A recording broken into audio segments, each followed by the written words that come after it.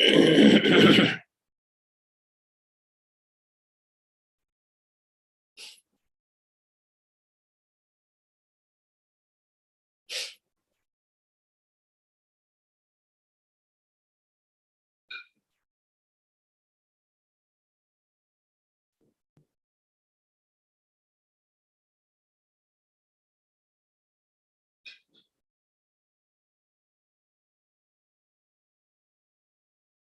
गया बस ठीक है।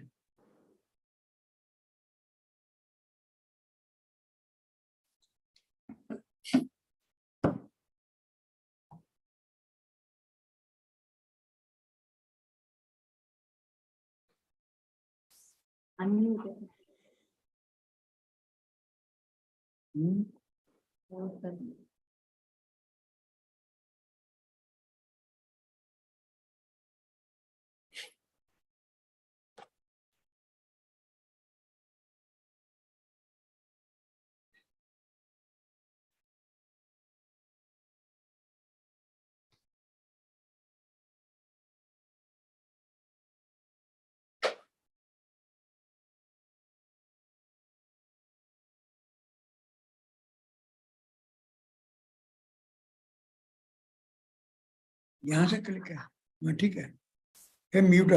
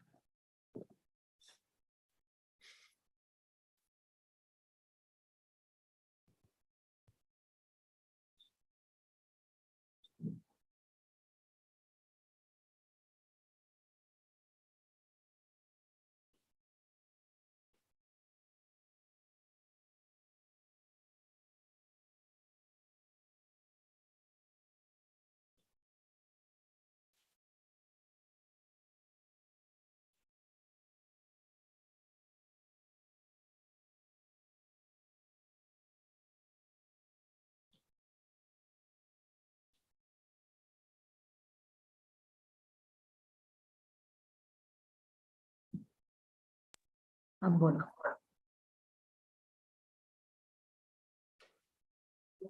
PR गुप्ता की तो उन्होंने म्यूट किया हुआ है।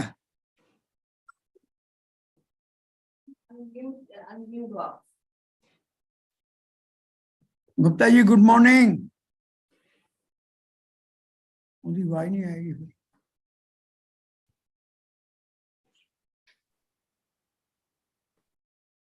ये अच्छे आएगा ये। नहीं कर सकते वो म्यूट है। वो म्यूट आ गए।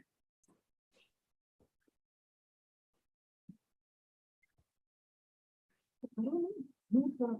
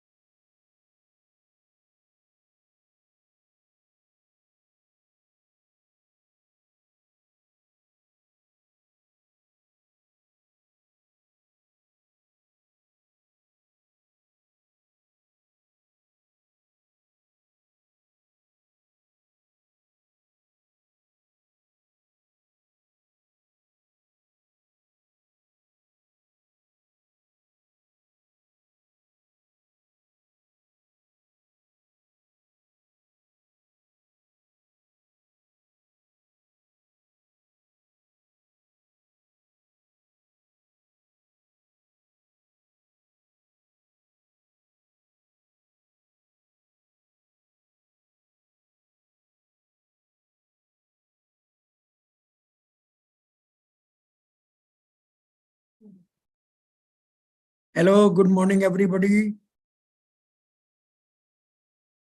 Able to hear Good me? morning. Yeah, we can hear you. Good morning.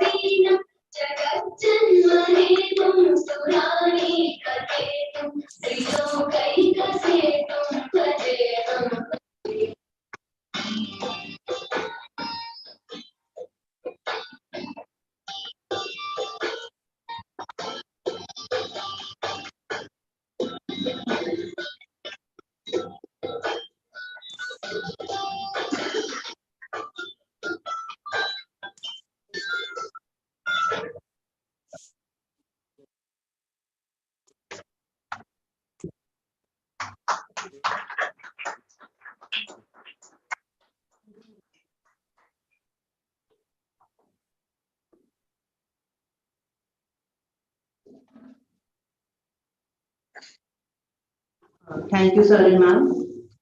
Today's event is graced by the presence of Engineer K.R. Gupta ji, Chairman FIE, Engineer I.S. Oberoi ji, Honorary Secretary FIE, Shri Satyendra Sahai ji, Chief General Manager, Indian Oil Corporation Limited, Dr. Sameer Arora, Technical Lead, CPCB, New Delhi, Shri Hira Amit Rohila ji, Environmentalist and Safety Consultant, and we have a special guest today, JB Singh ji, past chairman FIE chapter, and Professor Dr. Pradeep Kumar, Honorable Pro Vice Chancellor and Dean FET, Dr. Geeta Nijavan ma'am, Associate Dean FET MRIRS, and Professor Dr. Smita Bansal, Head of the Department of Civil Engineering, FET MRIRS. Also, I welcome all the officials from Institute of Engineers, heads, professors, assistant professors, associate professors, and students of the various departments.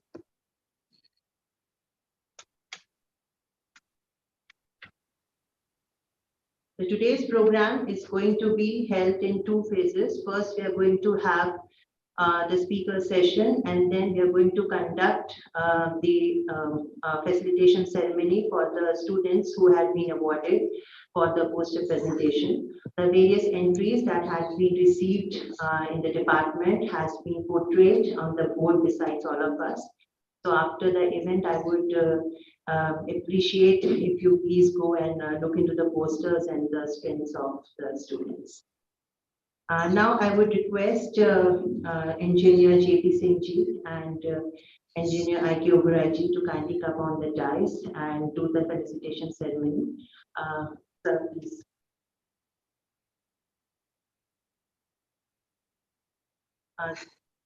As a token of gratitude, Engineer JP Singh ji and Engineer IK Oberoi ji are going to present a small memento to our chief guest from PVC and Dean FET, Dr. Pradeep Kumar. Please.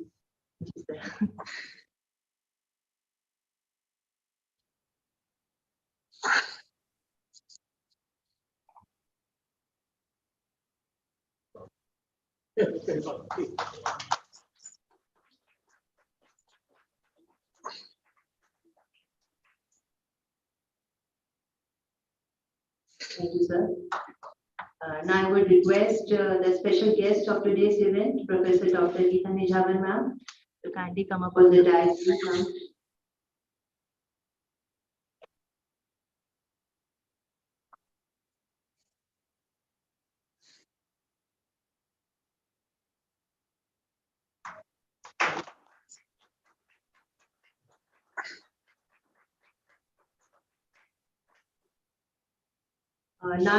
Thank you, sir. JP Singh sir, Oberoi sir.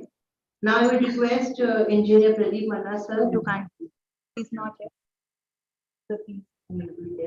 I would request the special invitee, Mr. Hira Amit Rohila sir, to kindly come on the dais.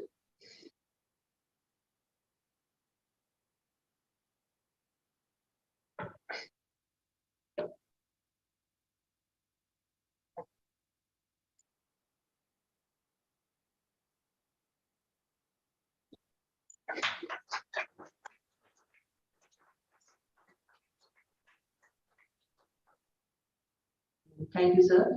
Now I will request PVC sir to kindly come up on the dais and present honorarium to the speakers of today's session. So I would request the first speaker of today's session, Engineer Satyendra Sahai ji, to kindly come up on the dais, sir.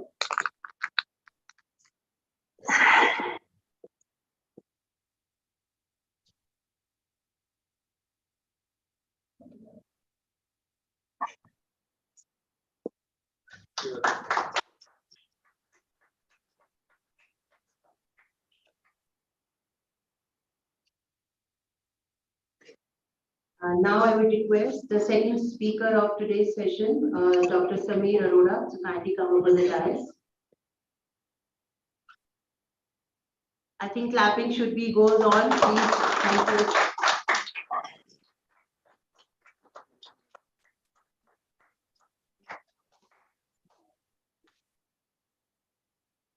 Thank you, sir. Thank you, sir. Now I request Professor Dr. Sunita Bansal, the head of the Department of Civil Engineering, FET MRIRS, to kindly come up on the dais and express her views on the importance of celebration of Environment Day.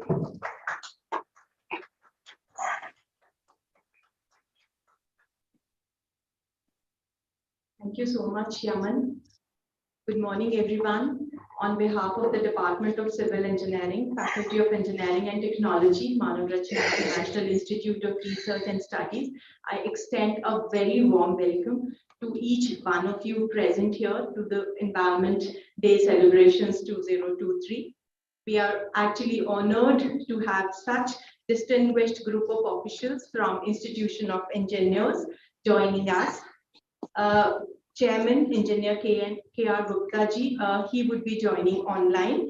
Past Chairman, Engineer J.P. Singh ji, Honorary Secretary, Mr. Inderdeep Singh Oberoi, who's now a friend, and I hope we will have more such events here in Manav Rachna, and all the respected judges who actually spared time to come over even on Saturday and judge all the posters and give their comments on that.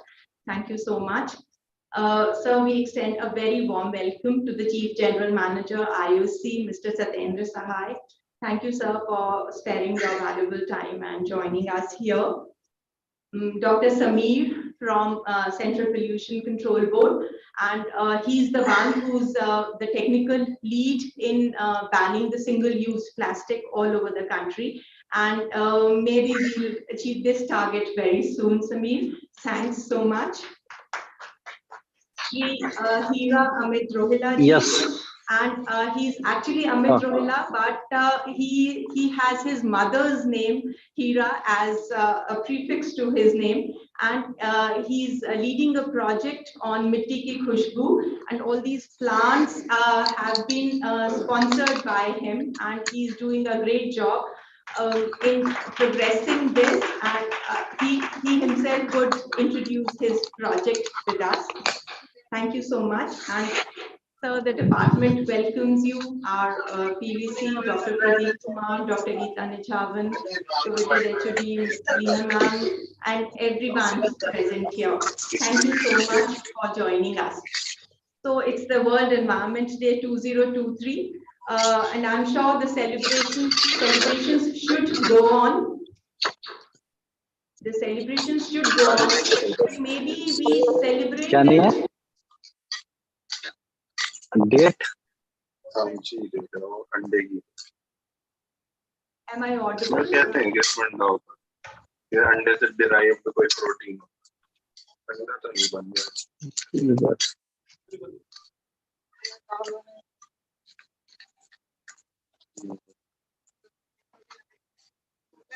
गया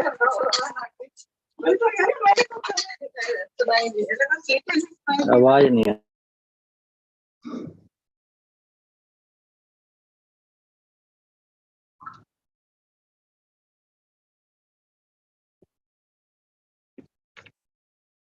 Sorry for a small technical glitch. So we are blessed to be on this planet Earth. We are blessed to have this sun, the everlasting hills, the never-resting winds, the trees, and of course the grass. But hope we realize the importance of this, these things which Mother Nature has given us, and hope we don't celebrate World Environment Day to spread an awareness to conserve this. Hope we celebrate it as being blessed to have all this. Thank you so much, everyone, for having joined this. And before I leave the dais, I would like to share a small statistic which actually reflects the gravity and the urgency to save the environment. There is a Living Planet report, which signifies the planet equivalent. Now, a planet equivalent defines the number of Earths required to produce the same biological capacity at the rate which the humankind is consuming. Now, our ecological footprint is such that the Earth requires 1.5 years to produce what we consume in a year. And the planet equivalent, which was calculated in 2008 by the US, and it was 1.78. It means whatever we are consuming, the resources, whatever Earth, so it means 1.78 times. So Earth, 1.78 Earths are required to produce that, which only mankind is consuming. And if we leave aside all the other living beings which are there in the nature. So I think I've said enough about this. Thank you so much. Hope we all make our efforts towards conserving the environment through our little deeds, and every little deed would matter. And hope we celebrate Environment Day in the coming years as Environment Day and not as an awareness drive. Thank you so much.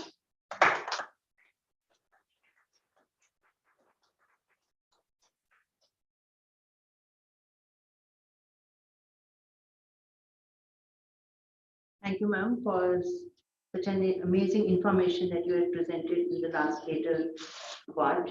Now I would request Engineer JP Singh ji, past Chairman FIE, to share his views on the theme of World Environment Day 2023.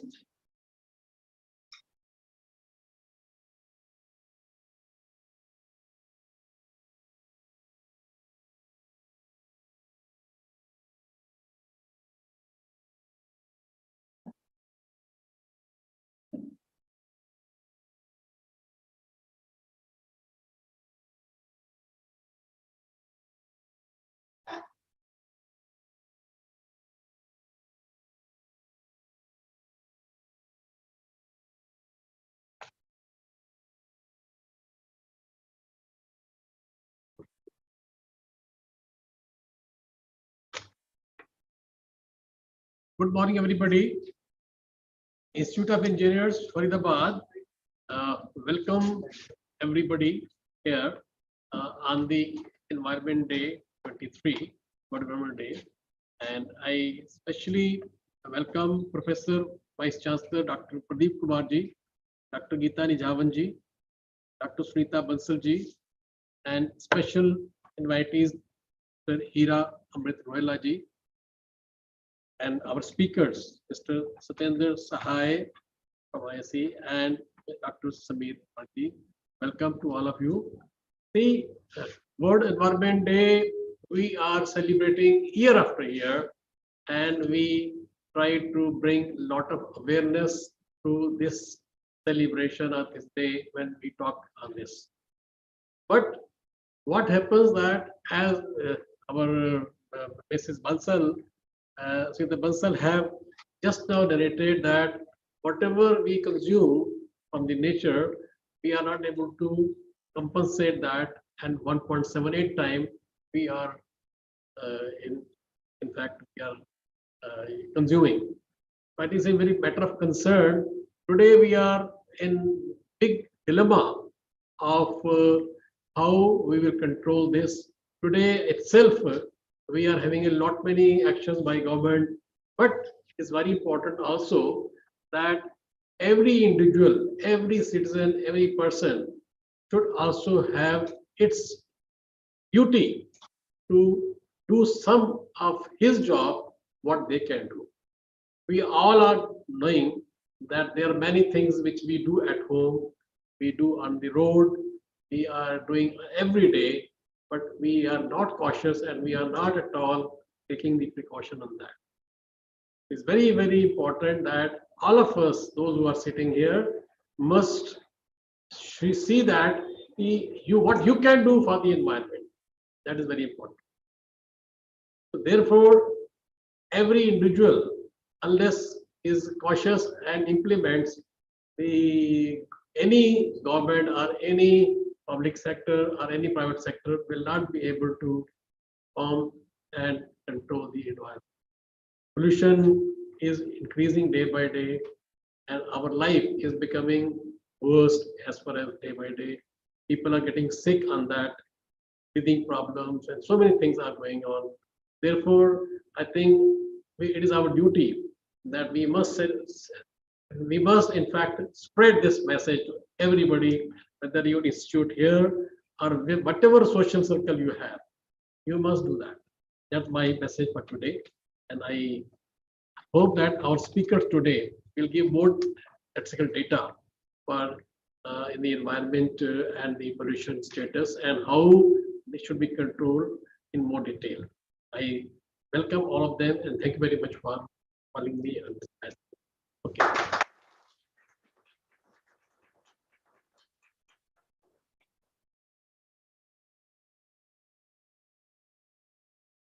Thank you so much, sir. And I would request our Honorable Pro Vice Chancellor, sir, and Dean FET, Professor Dr. Pradeep Kumar, to kindly come up on the dais and express his thoughts on the celebration of World Environment Day.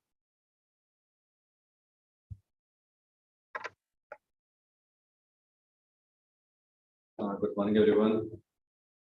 On behalf of Manarashna, I welcome all of you here, especially thankful to Mr. Vin for organizing the program, be a part of this activity with Department of Civil Engineering, Faculty of Engineering Technology.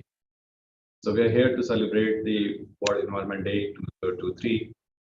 So I welcome the speakers of the day. Both the speakers here, they are here, Mr. Hiraji and Satyendraji and Mr. Sami. So I hope the scholars and the students of Manarashna and people who have come from different organizations will be beneficial as far as these two speeches are concerned on the day of the topic. So as we all know that yes, environment is a great concern for all of us. It is no longer limited only for the developed nation. Developing nations, they have their own problems.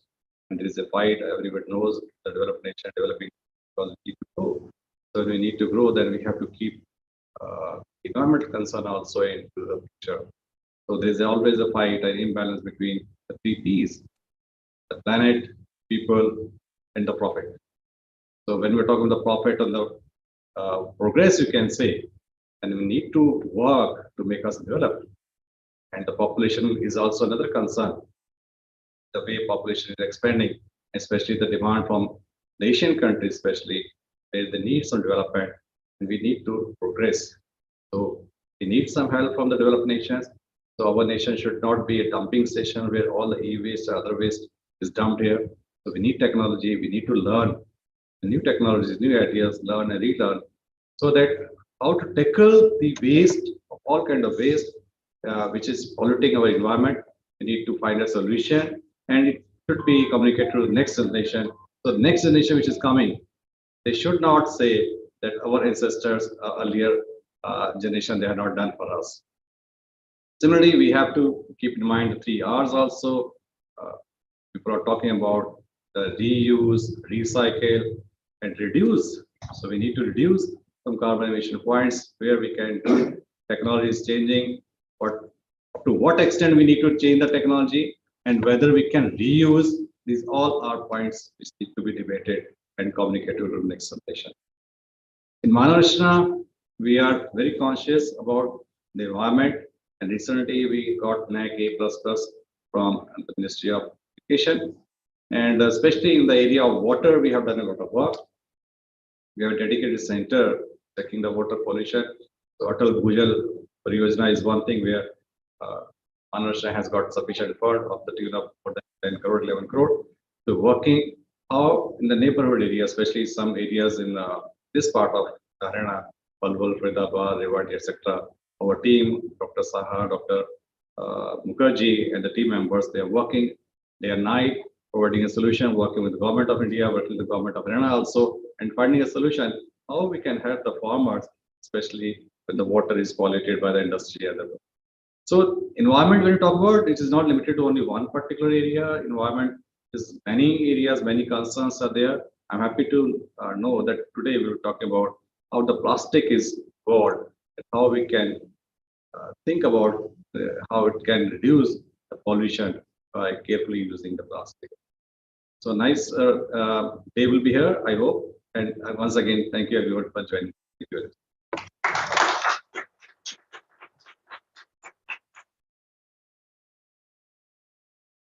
Thank you so much, sir, for such a thoughtful speech. And now I will request Professor Dr. Geeta Nijavan ma'am to kindly come up on the dais and facilitate the judges for the competition. We had conducted the poster competition and we received a good number of entries.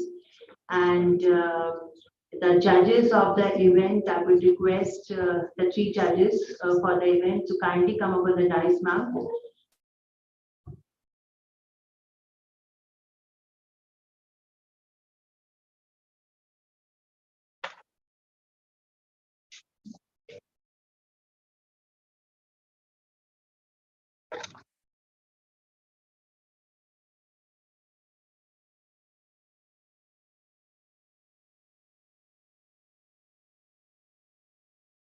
First judge is Ms. Surekha Bindraji.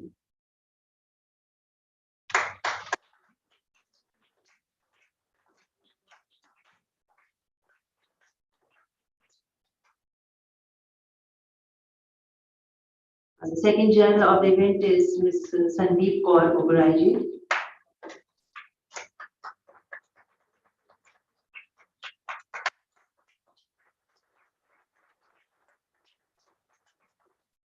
At this point, I would like to thank those MRIs for this great opportunity.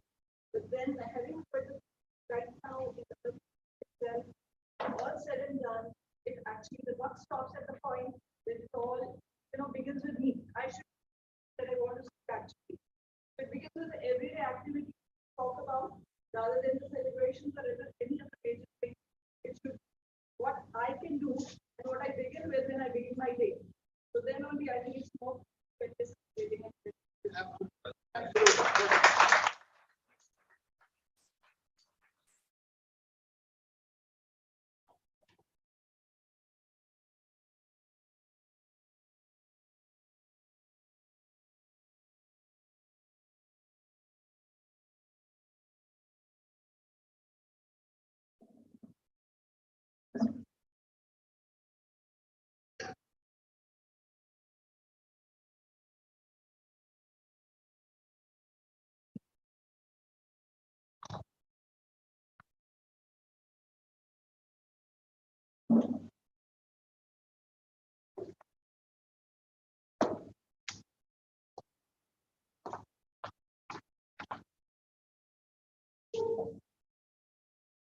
Thank you, ma'am, and thank you, judges, for your valuable time to come up on the Saturday also and be the part of this event.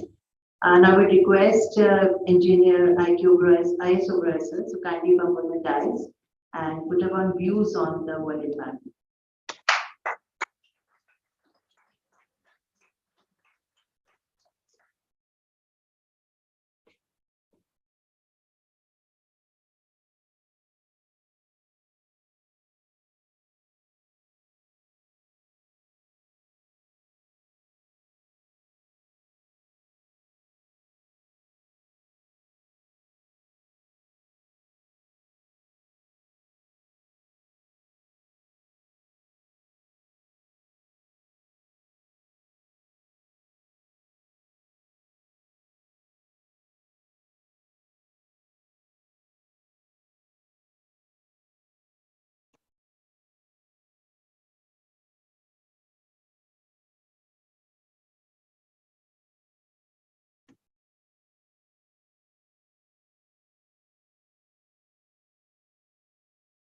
Yeah, a very good morning to all of you. A bright morning after so many days of intense training.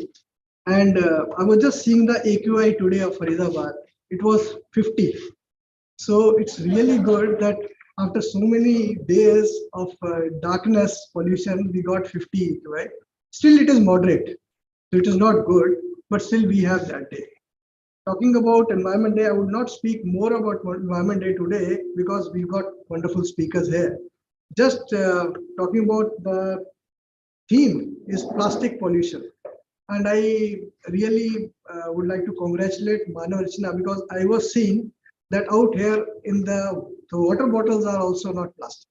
It's really good. You are maintaining that, and it's very good.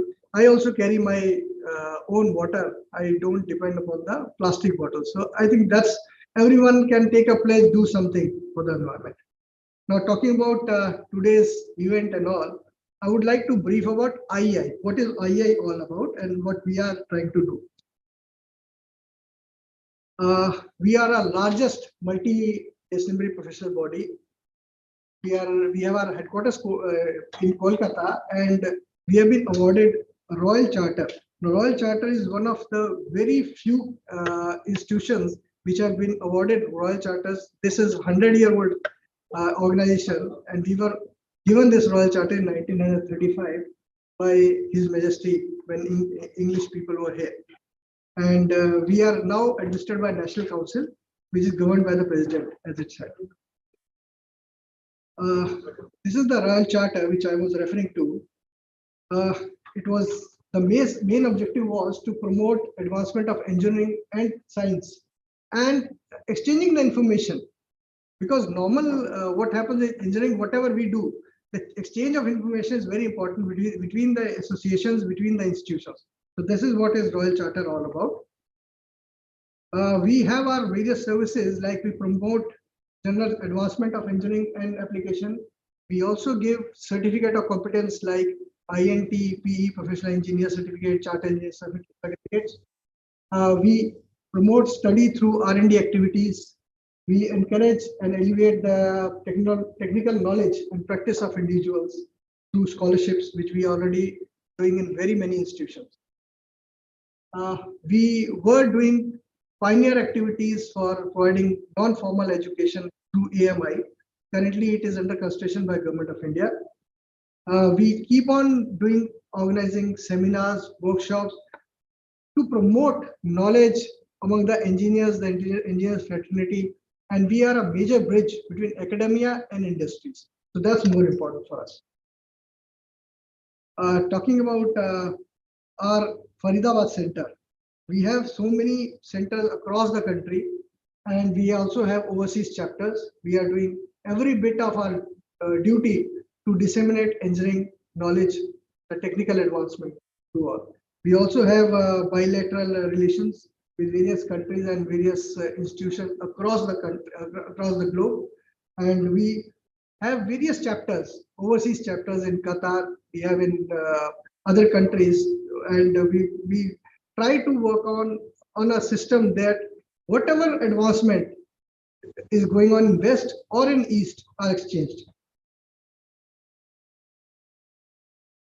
Our center in Faridabad was started in 2009. So we are a teenager now in Faridabad. So after that, we have many engineers who have graduated through AMI, through our institution. And every year we focus on developing new themes, giving new new platforms to budding engineers, to our engineering members, our fraternity, so that we can exchange. And for students, I would like to mention that we are trying hard to get you internships in various industries. Then we are also working on placements for the students. So if any of the student wants to get in touch with us, please do it. We'll try to sort out the placement issues also. We have our student chapters. Manav Rachna is running one of the student chapters currently. But student chapters actually are for different branches. So I would request Pro VC sir also that you can have this leverage of having student chapters, because you are an institutional member for Institute of Engineers India. And once you are an institutional member, if you have student chapters, your students can get R&D grants on their projects. And once they get R&D grants, or even also scholarships of the meritorious students are given by IEI. There are two new initiatives which IEI now is starting. This is employability assessment test. So this test, we are first time in India. IEI Faridabad Center has joined hands with NEET-MEST, who are a pioneer in conducting this test. This is actually what happens is that normally when a placement company comes in, they just get 2 or 3 minutes with a student, a chance to really gauge a student, which is not a right time. Student might not be in the frame to answer the question, and you cannot gauge a student's performance on that basis of 2 minutes. So this actually assessment test, which IEI Faridabad Center is coming up, this test is a 3R test, which takes care of the technical knowledge of the student, then commercial knowledge, analytical skills, reasoning skills, everything. So what happens is we give you a score. It's like once you go for a loan, you get a credit score. Likewise, here we have an employability score. So if your employability score is higher, the placement agency or the HR manager himself knows, yes, the student is above average and he can go in for it. This particular test which I am talking about, this is being done also with CII, and more than 30,000 candidates have already been absorbed in these institutions. So this is a test which I would request, just it's a very small, this test cost us around 500 rupees, but we are giving a 50% off to our institutional member students. So this is 249 rupees, including GST. If any of the students wants to participate, it's a wonderful chance to do it. Secondly, what we have come up with a new initiative is the industry readiness program. Now it is a step ahead of the assessment test. Supposingly, I do not score good in the assessment test. What should I do? Now this is a complete module for the student. It is a 60-hour module wherein live lectures from experts from industry and academia, from IITs and NITs are there, who will be conducting live lectures. Students will be given a password, a total module will be there, and they can take up their knowledge, starting from technical knowledge to the analytic and reasoning skills, even interview preparation, group discussions. This is a module which we are giving, and this is what I want the students to actually have. Now, I'm just running out a video presentation of IEI to give a basic insight of what is IIoT. That is all about my presentation. So I'll just run out this video and you can have a look.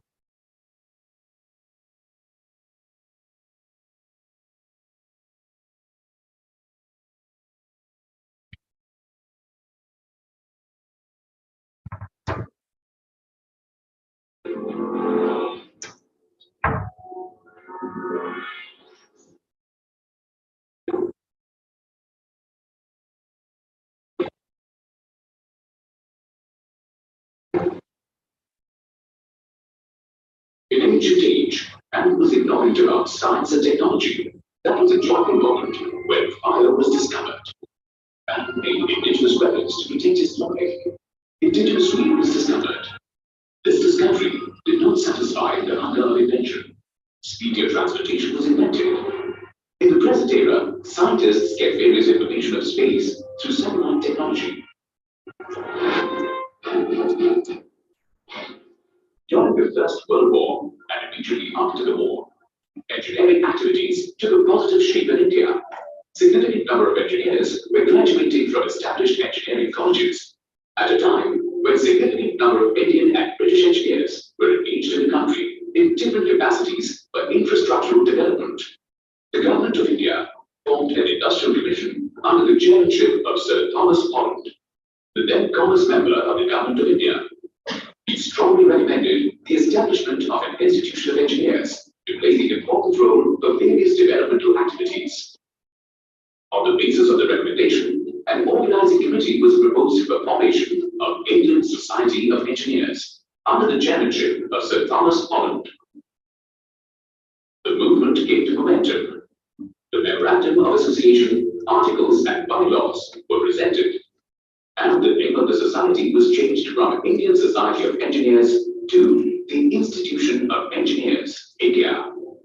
The engineering stalwarts played a significant role in the formation of the Institution of Engineers, India, now an ISO 9001-2015 certified organization.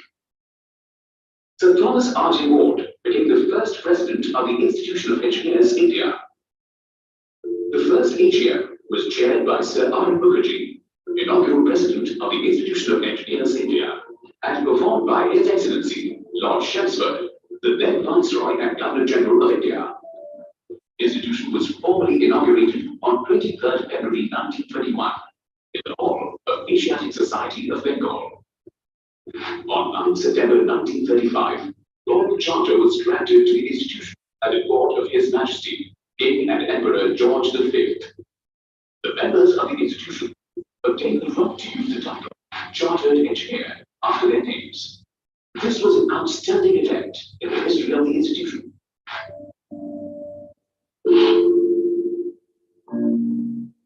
The institution has 32 state centers and 91 local centers, organizing number of technical activities in different engineering divisions all over the year, which include national conventions, all India seminars, workshop, symposia, roundtable discussions, etc.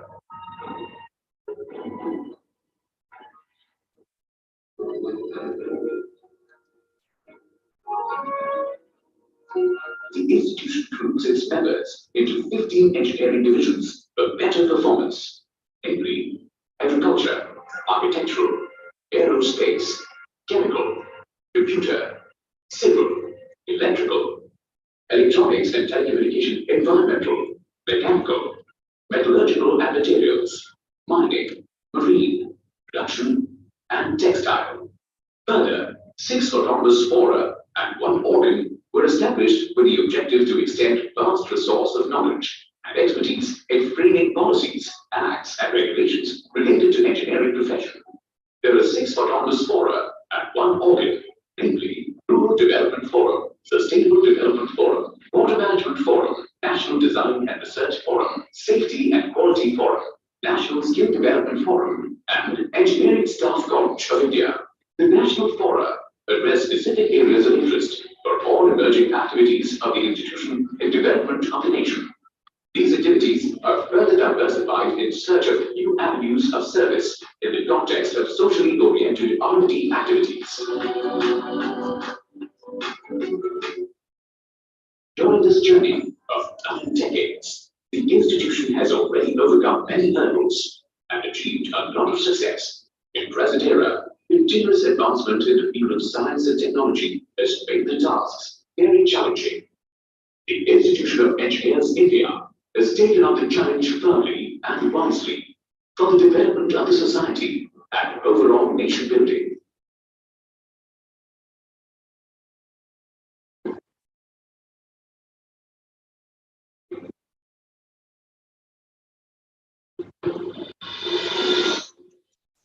So this was a small insight about IEI. I thank Madam Rachna at the core of my heart for giving us opportunity to celebrate this World Environment. Thank you, sir. Thank you.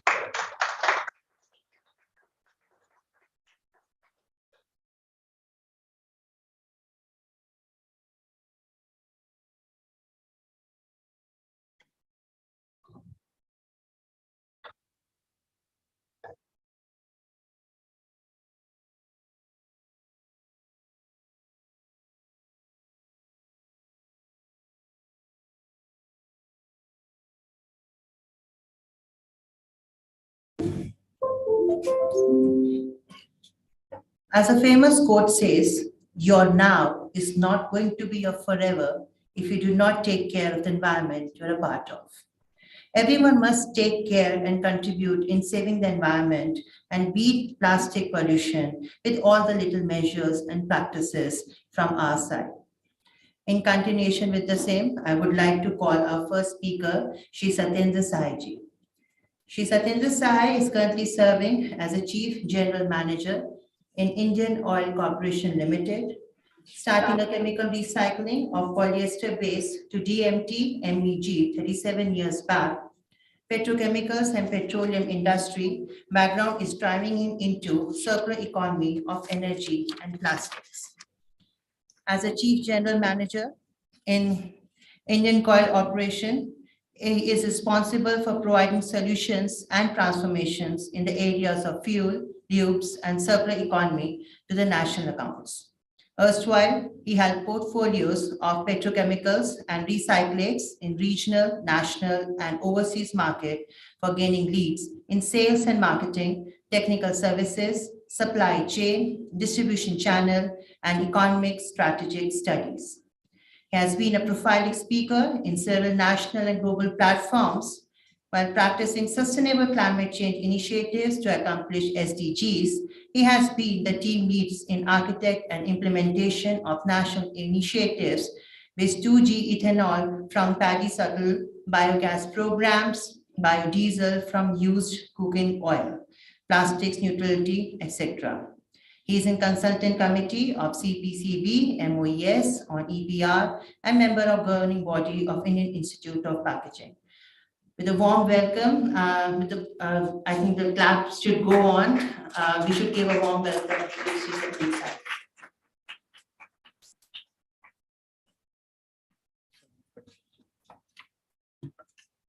Thank you for the invitation, and it was my introduction.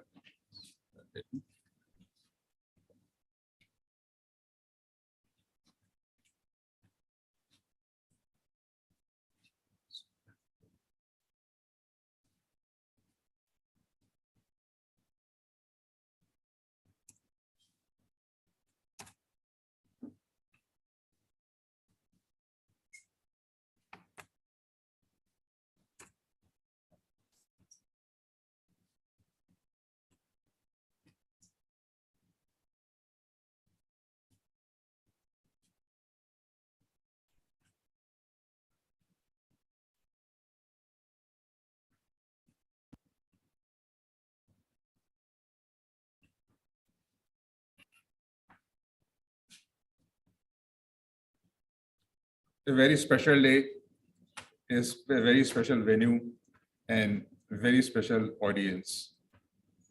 The reason is that a subject which has been chosen is being discussed in classrooms, in organizations, in nations, and conference of parties, which UNFCCC has identified, where already more than 180 nations are the signatory.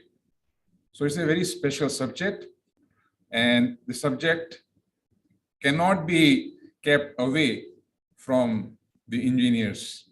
So I think it's a very good way that Institute of Engineers, who have also been invited alongside to look at what the things are, and towards the end, we must have something constructive, as one of the judges informed, what we do in the morning and we charter our day. That's very important. We will have some discussions, and this is a story on which we will be moving. Plastic cannot be avoided. There's a need. That's why plastic is there. But as we use the plastic, we are turning our attention away, which is detrimental. So how would it be done? A circular economy should be in place, and that could happen only when the policies are there. So regulatory interventions have to shape up. And then how these regulatory interventions, industry and the other institutions are bringing in convergence to start the recycling. And what is a sustainable model, which just a couple of minutes back, when the 3 Ps were referred, they actually mean the sustainability, because such things cannot run on CSRs or on some endowments.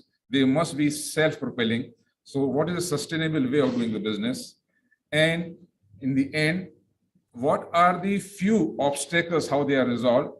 And once they are resolved, there would be some way taking it up professionally to earn the livelihood, to make the business. And I'm sure if someone picks up such kind of things, in 3 years, at least you would have ₹1 million in a savings account as a savings. So this is our understanding. So everyone, please watch out for every slide, because at the end, you might choose an option of taking up this sustainable solution as your lifetime opportunity.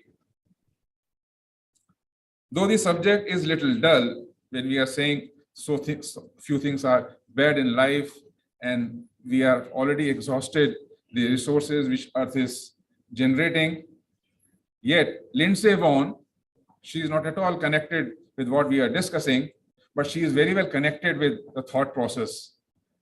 She was in the ski team of US, won 4 times the skiing championship, World Skiing Championship. And with that kind of achievements, she passed through a low phase. And thereafter, she gave up the sports and took up how to build the confidence of the people. And her quote is in front of you: life changes very quickly in a very positive way if you let it. The whole issue is the last three words, if you let it. So the problem which we are seeing has a solution if we let it. Let's go ahead. Why we need plastic? That's the starting point. And we are showing that one side is the economy, where everything is driven. And India, as we have observed, had the steepest fall, if we look at the global average, around the COVID period, but the recovery was equally fast. That means something was evolving at that time, which made the economy to come back, and the resurgence is so good that is considered the same pace will be maintained. And the data is not the internal, it is IMF data. So it is well-crafted data, well-tabulated data, well-discussed data.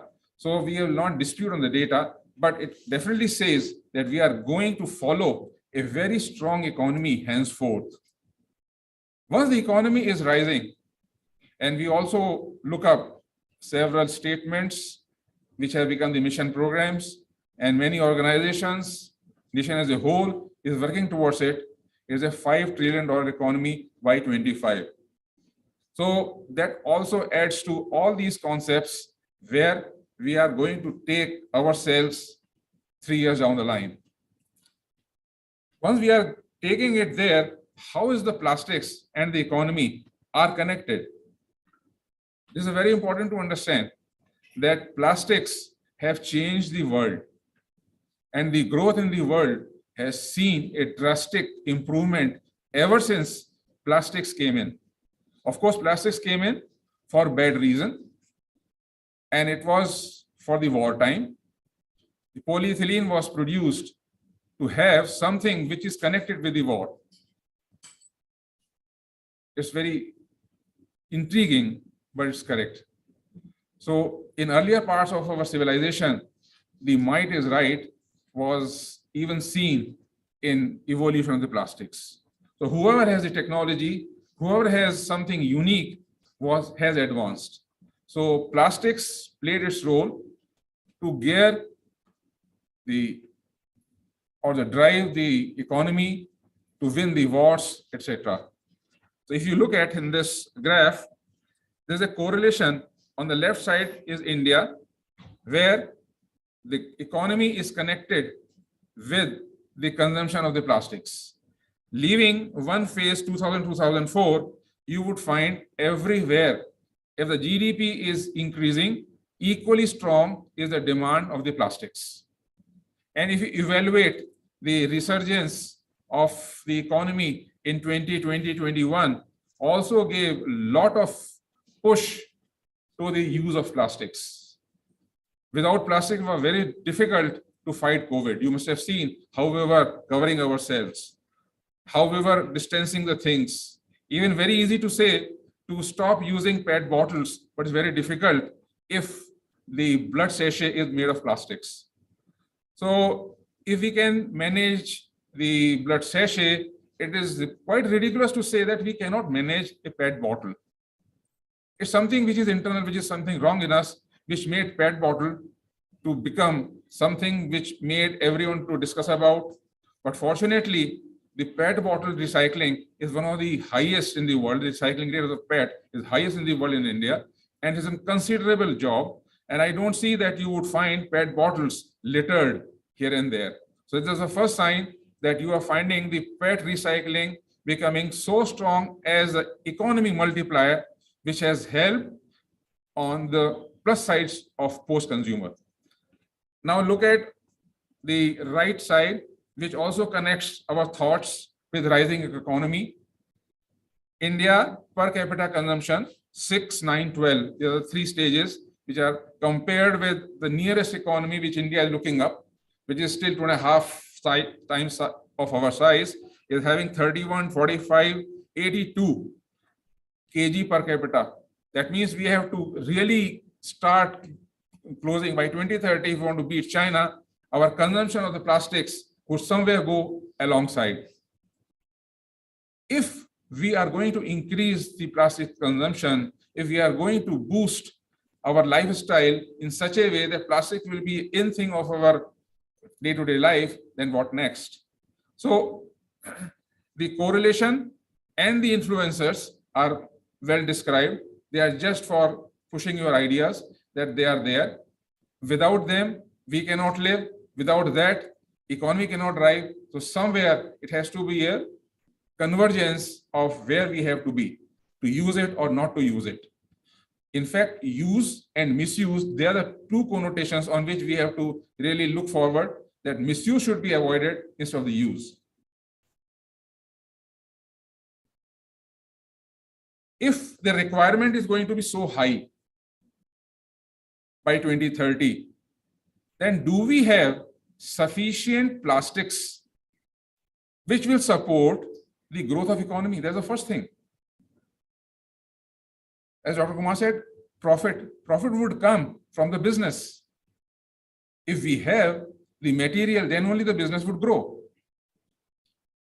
Unfortunately, India is deficit in energy, deficit in many resources, so is the plastics.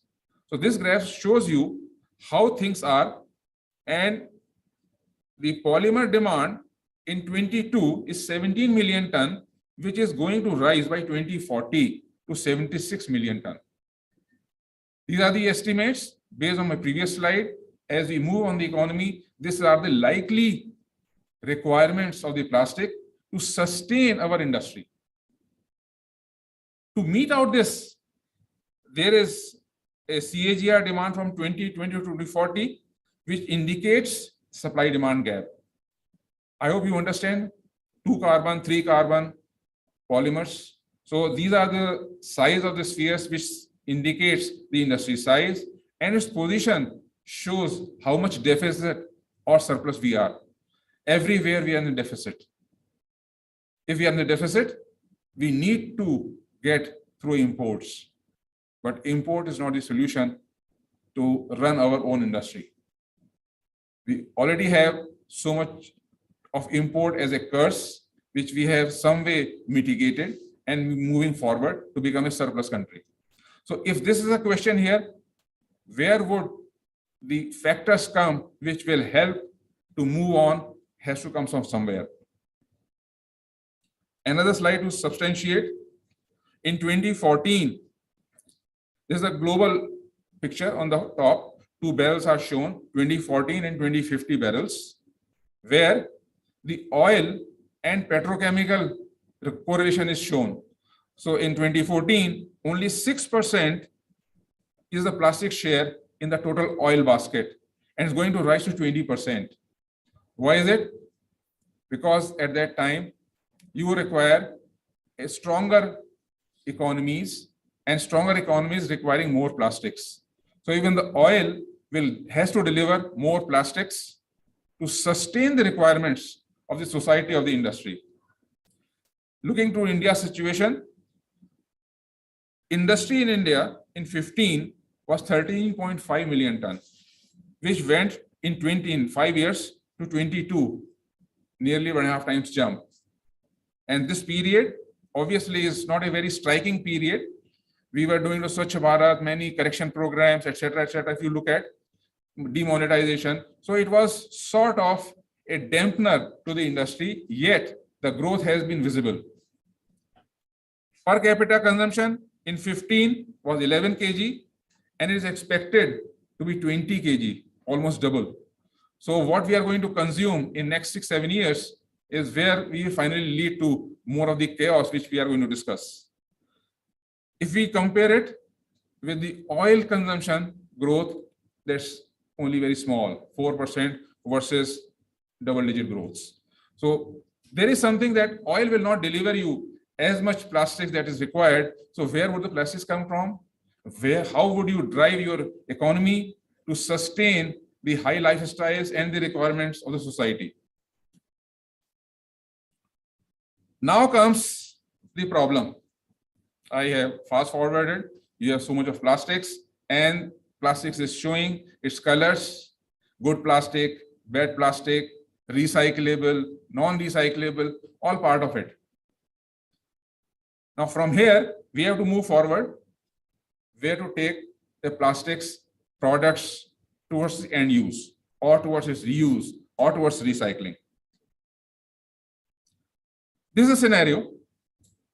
On the left side is OECD, which the countries which are easily sharing the data. And that's how the OECD information is quite helpful to understand how the recycling rate of the plastics has been. And Germany leads that table. When we see that lead in the table and we compare what is happening in India, though the data is quite unstructured because of the shape of the industry, we still see it's much better than what Germany is doing. But in Germany, you would not find the landfills. So that speaks what we are doing and what Germany is doing is pretty different, and we have to plug the gaps. On the right side, in the top, you would see globally, incineration, which is the most easy way to get rid of plastics, is 12%. And discarded, where does it go? Developed countries don't see. They discard, means their nation will not have. They discard it for somewhere. As I pointed out, that developing countries require that kind of a support. That support comes from the discarded plastic. They just dump ships and ships of the post-consumer plastic waste is pushed towards the developing nations. And when China put the ban in 2019, January, that they will not allow any plastic waste to come at their shore, it is believed somewhere 6 million tons of plastic waste was loaded on the ships, which were heading towards China. And in one stroke, those ships had no destination. Rest your imagination what these ships did. So this is the global. And India, we have CPCB estimates, because it's very difficult if it's unstructured industry, where would you get the estimates from? But somehow CPCB has done wonderful work to at least come to a stage from where we can start on. So CPCB gave that 40% of the plastics is discarded. 60% is recycled. And what is discarded? What we call non-recyclable. And industry says that it should be incinerated. But once it is incinerated, we know the damage. You can incinerate, get the heat from anywhere. Even if you burn your 500 currency note, it will still give you energy. But do you? Same is here. Plastic is a very expensive material. Do not compare with classical products which give energy, coal, oil, furnace oil, etc. Because their cost points are very low. Even the costliest of the energy product, which you say gasoline, is somewhere 32, 33 rupees a kg, at which we sell. But the plastics is priced above 80 rupees a kg. So that will give you the difference where the plastics are. It's a very niche stuff, placed very high, has a high commercial value, high using value, high research value, and high sustaining value to maintain those qualities. So burning it for some reasons is a little ridiculous to my mind, and hope you agree. So what we are required to do it, that what PET has done, 90% plus recycling rate, same could be done with polyolefins. I hope now I am making some sense to dividing the plastics into two parts. One is the polyester and the other non-polyester. Polyester, for very good reasons, steered by some companies, brought the recycling to a sustainable way. And you would be surprised to know when you travel from east side to Delhi in Shatabdi, it's just slows down at Minto Bridge and Tilak Bridge. And all your used bottles are unloaded there. By the time you sit in your car, alighting at New Delhi station, those bottles have already reached the destinations of the recycling. Indigo flight lands, as they open the port side, the first thing it is unloaded is those what they collect. So look at the asset value of the waste. And somewhere we also see these hills, small hills, Mukarba Chowk, Ghazipur, Okhla. I mean, you would wonder if that's the asset. Why is this asset thrown like this?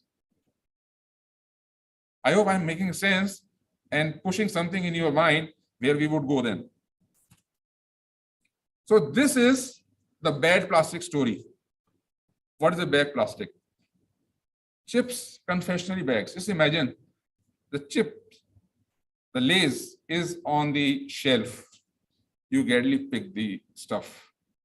And what is inside, you very well know what is inside, but you still pay 10 rupees, 20 rupees for it. And it's a very glittering packing. You take it, the moment it is opened, its value, the packaging value is dropped to 0. This plastic was so inexpensive that it protected your eatables for a very long time. And when you are distressed, this protective stuff has given you bread and butter then. You not find any floods or even the crisis which happened 3 days back at Balasore. The stuff was packed into plastics. So that's the utility. Unfortunately, just using the Lay's, we have thrown it. We have misused the plastics then. We have not used it. Sorry to say, taking a name there. Lay's is just for taking the name, just to bring, but it's nothing against the Lay's. They are doing pretty good job. Otherwise, our kids will starve. They require it every day. So same lies everywhere. These are the first 5 things, and I didn't miss to have the last 2, very important, and they require a recycling. Otherwise, it's very difficult because there we use some of the finest of the plastics. Very expensive plastics go in their production, and they are not finding the right way forward. If we can, if some of you can step on and look up this opportunity, it's going to be a sea change in overall society, upbringing, etc. So how does the voices have emerged to speak on the plastic waste menace? Few things. Each year, at least 8 million tons of plastics leak into oceans. And there are patches.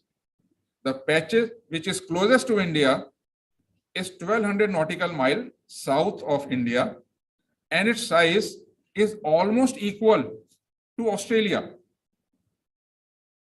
Good part is from east and west, there are natural currents in the sea which take all the garbage which can move along the stream, and they start swirling around, and the plastic is getting compacted every day. And the patch is almost an island. We were surprised who made this island, but we made the island. We contributed nature to make that island. So funny that we have so much of plastic waste in the middle of the sea. And someone said, can't we bring that? Can't we pull it? The second idea, why do we pull it? We install the recycling there, make the granules, and sell granules across the globe. So these are few things which are coming in mind just to strike on where we are going ahead. More plastics than fish by weight expected in oceans by 2050. And this Ellen MacArthur Foundation is doing pretty good job. And they also requested the diver which went to Marina Trench and asked what did he see there. Of course, he spoke many things as he saw. The foundation is asking. He said one thing was common: the garbage at the ground and garbage at 10.5 kilometer down was the same. Plastic bags still reached there. See, this is the damage that we have caused. And plastics account 3.8% of globally GHG emissions, which is much bigger than the aviation. Aviation industry is only 1.7%. So that will give you the size. And aviation industry, if you compare the growth to the plastic industry, no way close. A gap is approximately 6% on CAGR. That means this GHG emissions will continue to be more from the plastic industry for times to come. So, beat plastic pollution was a theme in 2018, same day when Prime Minister Modi said we will host and we will have the world over the theme, because he was quite disturbed with the plastics. And on 15th August from the Red Fort, he announced to stop using plastics. Then he went to Mathura on 11th of September. That was Swami Vivekananda's centenary year when he delivered the Chicago lecture. And from there, he pushed that stopping is not the way forward. I was a part of framing the speech, but the speech was something else what he spoke. But later on, he changed. He said, no, this is not the way forward. We have to do something about the collection. And subsequently, on 2nd October 2018, when Shinzo Abe, late Shinzo Abe, came to India, he was in Sabarmati, and that day he announced, today we are doing the mass collection. 20,000 ton of 20,000 kg of plastic was collected in that Ahmedabad that day. So this is how things have been moving forward. There are voices which are raised because something very disturbing has happened. And good part was, finally we have plastic waste management rules covering the EPR, thanks to MOEF, who have put a lot of efforts to make them, and to make that if engineers structurally go forward, what would they require? They require the inflow of the material, convergence into the many aspects of the society, and finally a market. Now, if you want to see how the plastic industry today looks like, it's a linear plastics economy, which IMF said, where you have only 2% of the plastics coming back as a recycled, as 98% is the virgin plastic that is used. $80 to $120 billion worth of plastics is incinerated. Rest goes to the landfill and into the ocean. So if we look at the situation, it will always say, if so much of plastic is there and which is available for the recycling, why are we hesitating? Raw material is there, it's lying around us. We must pick it up and convert. And this linear plastics economy should be made a circular economy. So in our next slide, subsequent slides, we will look up how we can convert. This is the slide which ma'am had already referred. This Earth Overshoot Day, where our annual ecological footprints are more than biocapacity of the Earth. And it is receding. In 2017, in 5 years, we have taken from 2nd August to 28th July. So in 2017, by 2nd August, we have consumed the resources. But in 22, we had consumed on 28th July itself. There's a danger sign.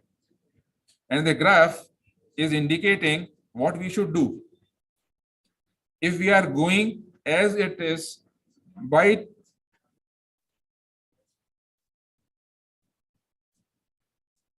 the top line shows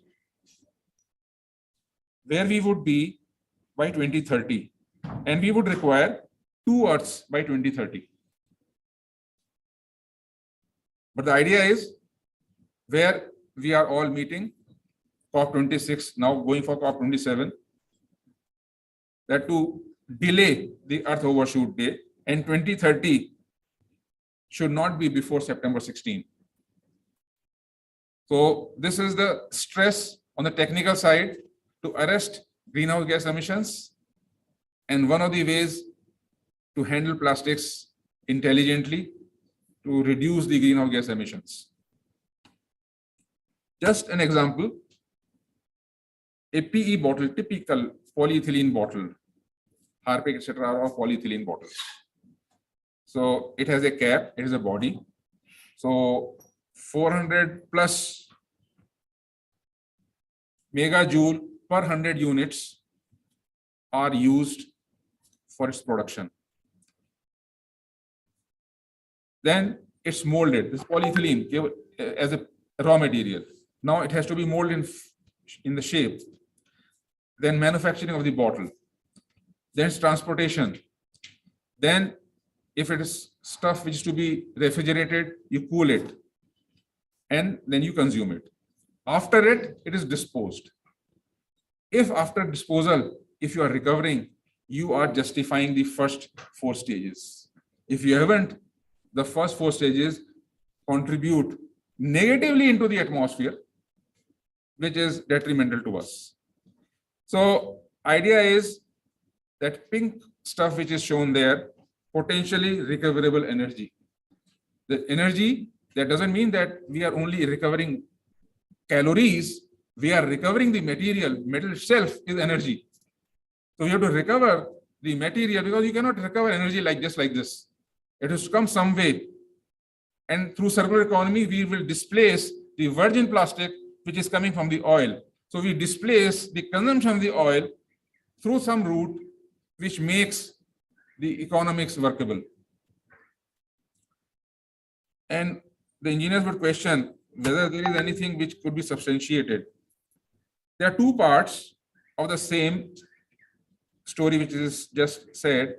You require energy to make things and the material side. So energy and material, these are the 2 things which go alongside.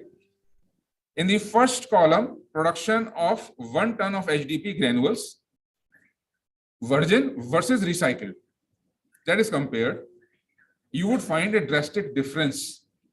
It has to be, there's nothing, no rocket science. Plus, there are numbers which have been tested and proven. So that makes all the more likable that we are having less energy intensive solution by way of recycling, and resources are also less intensive as far as the greenhouse gas emissions are concerned and the energy requirements are concerned. So this gives absolutely no doubt to have that we have the opportunities in recycling, which are one side commercially, other side economically, the third side for the planet favorable. And any banker would not agree on it. He has to be shown the numbers as he looks at. This upper side is the availability side. Total plastics waste in India, as tabulated in 2019 numbers of CPCB, 5.6 million ton per annum. 2019 data, because it's going to rise by 26, it will be very different. And plastic waste, which is not recycled, is 2.2 million ton. If we use 2.2 million ton as a base number, and we can convert into the plastic waste into the plastics, what are the savings? Crude oil, natural gas, water, electricity, and emissions. 4.5 million ton carbon dioxide emissions. Probably India's footprint of GHG emissions is somewhere around 3.8 billion ton of equivalent. So it is slightly 1% of the total, which could come from here. And 1% at that level makes a significant difference. If we agree, then this could be the complete cycle, where we are going to see from renewable energy, resource, virgin feedstock, design and design change which is required in packaging, because we just took a chips packet example, which made that chips post-use makes the plastic as a discarded material. If the packaging is different, which makes even post-use, the packaging is still lucrative for the rag picker to pick it and take it to the recycler. So their design and production differences are required, interventions are needed. Then comes the use and reuse. First is that you could reuse it. That doesn't require any energy. So the design should be such that the material is straight away reused for some purpose. For the brand owners, for the same brand, it has to be used because they are very specific in the colors and the design. So that's where the reuse would come. And if this is not there, then it goes to the recycling and comes back as a part of the basket which the processors use along with the virgin plastic. They will take the recyclate to make the products. So this is how it would look like as a complete, if we wish to. To do anything, you require a policy framework. Nothing happens anywhere. So regulatory framework has already been set in, and it has been, the gentleman is here from CPCB, he would know how much midnight oils he has burnt to come out of this. And these are some of the finest norms which have been in the world. The first is the ban of SUP. Banning is the most easy way, but very difficult also. We had only put somewhere where alternate is available. So that is banned. But banning doesn't mean that we stop using it. We change its configuration in such a way that it still becomes out of SUP, that we can some way continue using it. Carry bag is a clear example. In each one of our houses, some of the very decorative carry bags are well stretched, clean, even put below the mattress, etc., to be used sometime. It's same material. The idea is, if the bag is sufficiently lucrative and sufficiently thick, then whole mindset changes. So banning on SUP on one side, and second, to do some correction in the design, which makes the SUP still works in some change. There's the first of the polymer plastic waste management rules have indicated. And they are very ruthless, and ruthless has to be there because it's regulatory in nature. Then came, the norms are already there. Of course, they have to be implemented at sufficient time frame. You require to have the infrastructure. Extended producers' responsibility. Producers, importers, and brand owners are part of this exercise. They have to exercise, because they are the persons, they are the entities which are extracting the value out of the plastics. So they have a responsibility which they have to deliver. So these rules are very simple rules. It says that there should be some target of using recyclate along with the virgin when they are producing a material. If they have made a bag, it should have some portion of the recyclate. That means there should be a market for the recyclate, which becomes obligatory on the part of the bag manufacturer, just to start on. So once we have it, there will be two ways that it will going to give a push to the recycling. So for the recycling, there are some advantages given in the rule, and what is non-recyclable, which is considered 2 to 3%, as we have observed in our research papers, which were even shown in the previous, that would have end of life. And for that, you require to have incineration process. But incineration process cannot be the starting point, which unfortunately is the case. We have to first liquidate the area of recycling and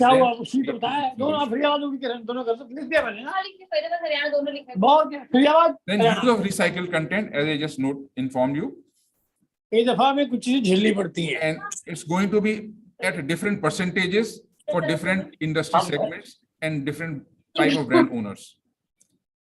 And most simple, the last one, the reuse, that can start anytime. Only thing is the size, shape, and its design should conform to what people use generally, so that the designs could be taken care of. So we had just seen the impact assessment of SUP banning.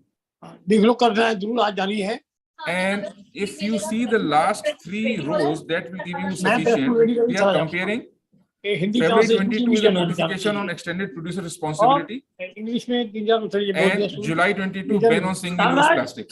These are the 2 things which have already happened.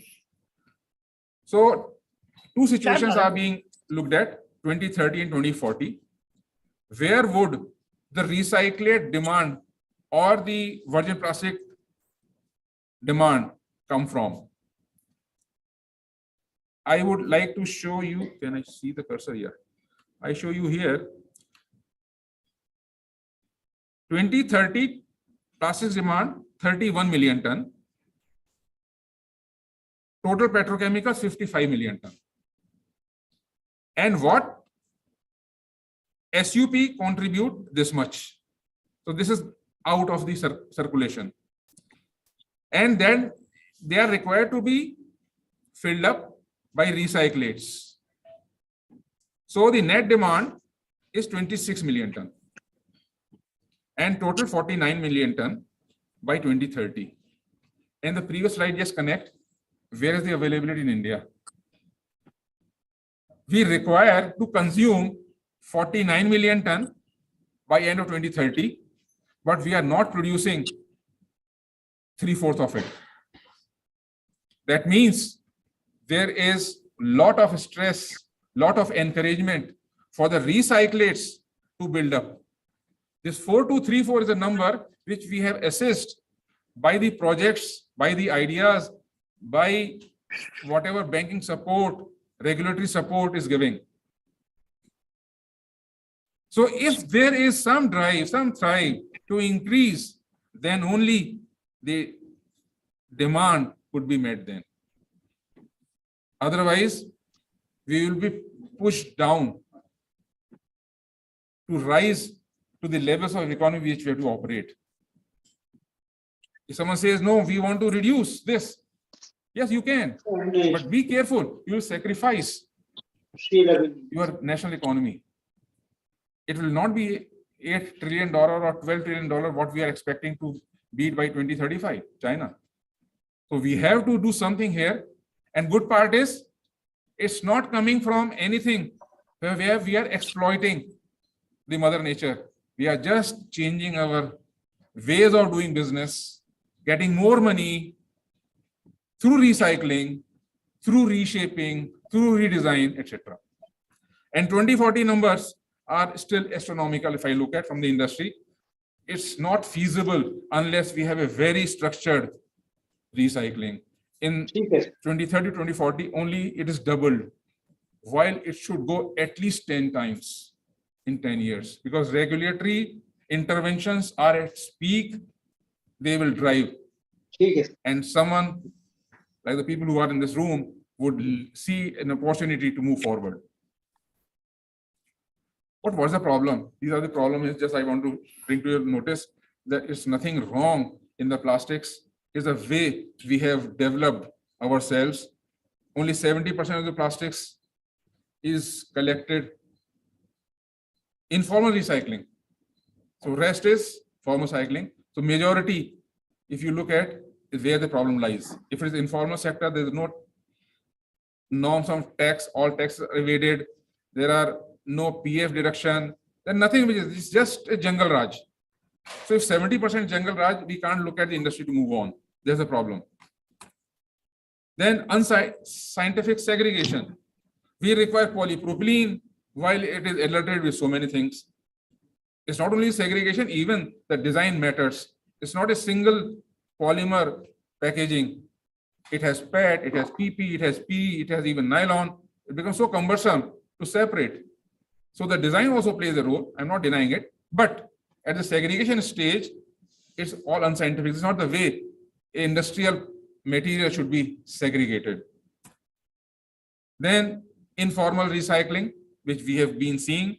And the finally, L4 small scale recycler would deliver something which would just go for making chairs in the villages, which don't last even for a year. While we consider the life of a chair, the molded chair should be at least 7 years. So if it's 10% of the total life, we can say what's the value the whole value chain has added to it.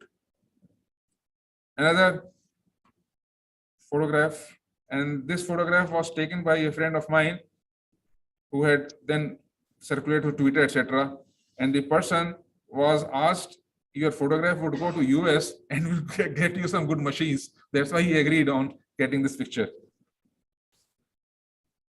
I have shown the PET waste recycling, which is a very good way of recycling. But on the right side are the real issues. Segregation practices are absolutely poor, which shouldn't be there. And they differ from district to district because we have very good control through a district mechanism, distribution mechanism, municipality mechanism, etc. At source and organized collection is hardly anywhere.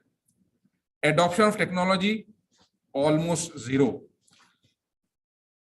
On the flip side, high value, what we call high value, good recycling is going, shall I use the wrong word? I will not hesitate, going to mafia. Under the name of municipality. Someone said, हम तुमको जमीन में खत्म कर देंगे. No exchanges are happening there. One of the chief ministers said, हम तुमको जमीन में खत्म कर देंगे, दफन कर देंगे. So this is a gap in our political system which generates some money which is siphoned off from the good part and is taken away. So the system has to correct itself, but correction would come if we know what the problem is. So we are just highlighting where the problems are. Even the high value plastic which is targeted doesn't reach where it should reach thereafter. In the EPR, it is mentioned there has to be traceability. The material should be traceable from the waste where it comes from. In unorganized, we cannot. It requires qualitative improvement in recycling, and it has to be in an organized way. This is the summary of it. It's a long sign, but it only conveys that the issues that we have just seen are required to be addressed. Industry is geared up to do it. Buyers of the recyclate, the technology suppliers, and the regulators are already there. They just need a crystal to form, which will start increasing. And crystals have to be formed by the entrepreneurs. So the idea is that the institution, as has been chartered, would pick up this as a big platform for infusing the growth in the economy. We have just seen, and I'll show in one of the slides where the money is coming from and how would it be. There are three ways: industrial, commercial, residential, from where we get the plastic waste. We have the question mark. They are the areas which are neatly found out to start on the investments. And the other ones are where non-conventional way of recycling is happening, unorganized way of recycling is happening. That also is for correction. The issue of post-consumer waste is a big issue because that makes its misuse more often. So there are three stages. One is the awareness and collection. So many activities are happening. So for an entrepreneur, there lies the first bread and butter. In Indore, we have seen there are many other, even in cleaning up of the coastlines, many NGOs have started on. So they are just doing the awareness in the collection side. From there, moves the next stage where we are doing the segregation, cleaning, sorting, and recycling. So these are technical ways of handling the waste that we have collected. And thereafter, it's usage. We are saying that the usage side is very critical, where we are not asking anyone else to start jumping on and burn their fingers. The big companies have to be there who know what this material is and what's utility, so that value could be added into the value chain of the upstream.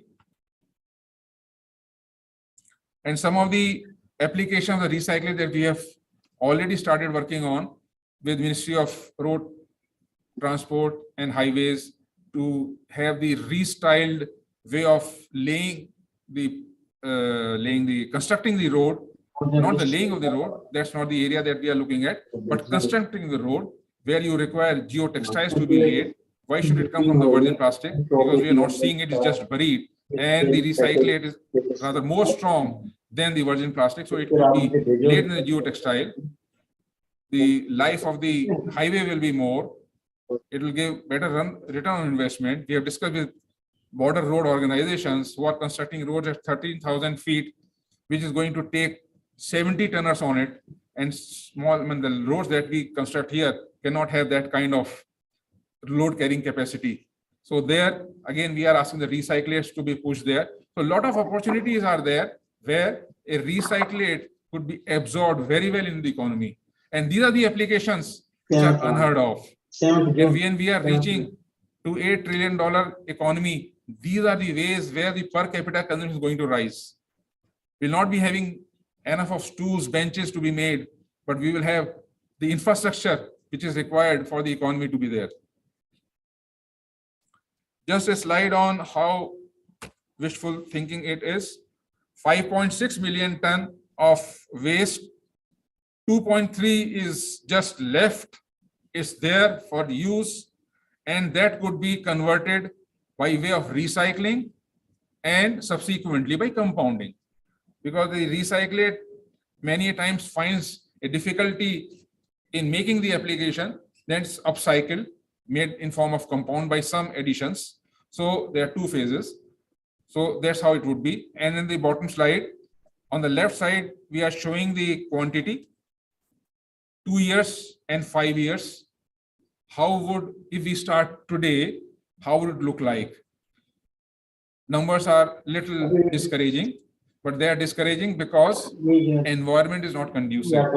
Money is not coming. So people are hard pressed to get the funds to infuse the capital, provided that some way we change the mindset through the institutions, through the banking systems, that more investment could come. Even what is assessment that is sufficient to show that in 5 years, the revenue will be 5,500 crore with a very conservative approach.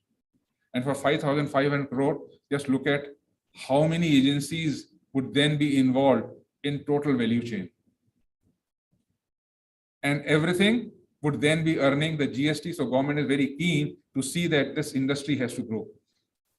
Many problems which are there, street children, which even Pradhan Mantri had in fact spoken some days back on the public summit, 10 crore below poverty line. He in fact was targeting on these persons who are just picking and giving the material. So 5,500 crore is not coming from anyone's pocket. It's just economic cycle which is growing. So if I say in 3 years' time, a person who invests into this starts as a full-time job, has 10 million rupees in savings, is nothing wrong. Is well justified. On the good side, that their government has already infused the mission programs, and which are some way connected to the whole program of recycling. I will not debate further because we have sparking minds which can discuss on this. And globally, 50% of your sustainable development goals are being addressed by recycling. Some to full level, some to lower levels of achievement. And how we have started, that's a substance that I wanted to keep in your mind. The cycloplast is the recyclate that we have named. And how would the cycloplast come from? On the left side is the scrap procurement recycling with traceability compliance. This is what the entrepreneur is going to perform. And as he has produced the granules, there will be a third-party laboratory because there are many people who are watching. So third-party laboratory will test the recyclate as per the specifications which are agreed by Indian Oil, by the recycler, and by the user. User will be Levers, PNG, Reckitt Coleman, whoever. So third-party laboratory will test and will send the test report to Indian Oil as well as to the recycler. And Indian Oil will perform 3 activities of warehousing, of marketing, and technical services to recycler as well as the user of the recyclate. And lastly, the processors will convert the recyclate into whichever application they are looking. So this is, and we are calling it, the word we have chosen, plastics neutrality. It was coined in 2017. From there on, we have started and we reached to a level. We have way of looking at the graph that we have shown are in fact the graphs which are the company's wish list. So any questions? Anyone wants to become a millionaire in 3 years? If you have any questions? We can have a interaction session. I like it. Thank you very much.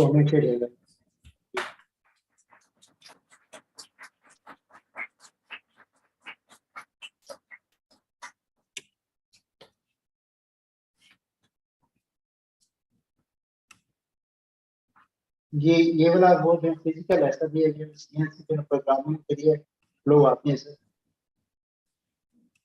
Thank you, Sai sir, for such an inclusive information, and statistics that you had shown in your presentation is truly remarkable.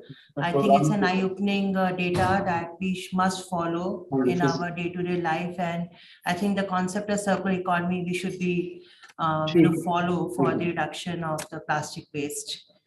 So thank you, sir. The second speaker for the today's session is Dr. Sameer Arora.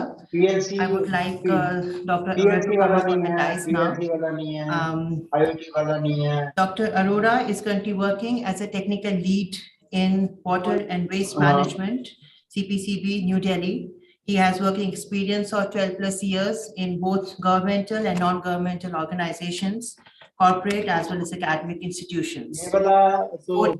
Research is water quality modeling using machine learning and deep learning techniques. He has given several talks in workshops, TQIP, sponsored FTPs and STTPs, and has been as a working member and reviewer of the journals of international repute, such as Journal of Sustainable Water in Built Environment, American Journal of Water Science and Engineering, as well as he's published several papers on his research areas, which includes water quality machine learning, deep learning, river flow simulation, and has expertise in working on the different software applications such as WaterGems, SewerGems, ArcGIS, Primavera, MSP, and QGIS. I request everyone should give a round of applause for Dr. Sameer.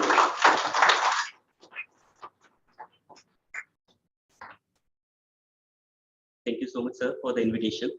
I'm first of all thankful to the Manavrachna University for inviting me and conducting this event. I am also thankful to the Sahil sir for covering large part of the plastic presentations.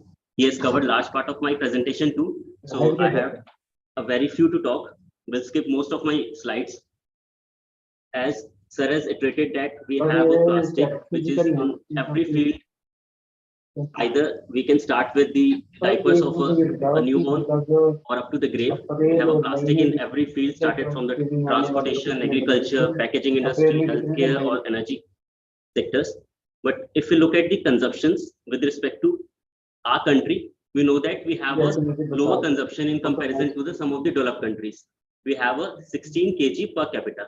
But if we look into the consumption with respect to the total energy which we are consuming in order to generate those plastics, or in terms of dealing with those plastic, either in terms of the lifetime disposal or consumptions, we have a much greater emissions in comparison to the US. And how we are going to do it? Because we have a lesser techniques we don't have some energy efficient techniques which can produce the plastic in lower term of the emissions in comparison to some developed countries. And as per the one of the CPCB report, as quoted by sir also, that we are generating 3.4 million metric ton of the plastic waste in 2019-20, and our primary focus is to recycling or the reprocessing of the waste.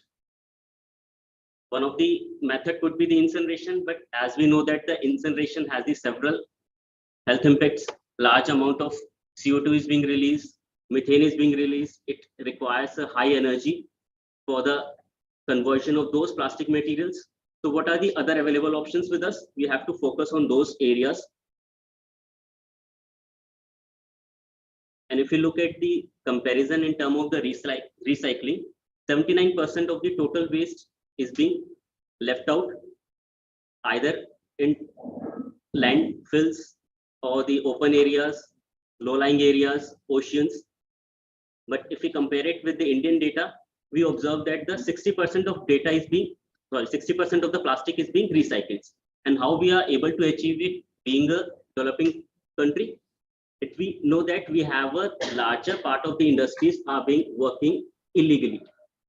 So I will give you the one of the insight that when we were preparing the guidelines, we observed that how many plastic industries, either these could be the manufacturers, importers, or any middlemen who are registered with the state boards.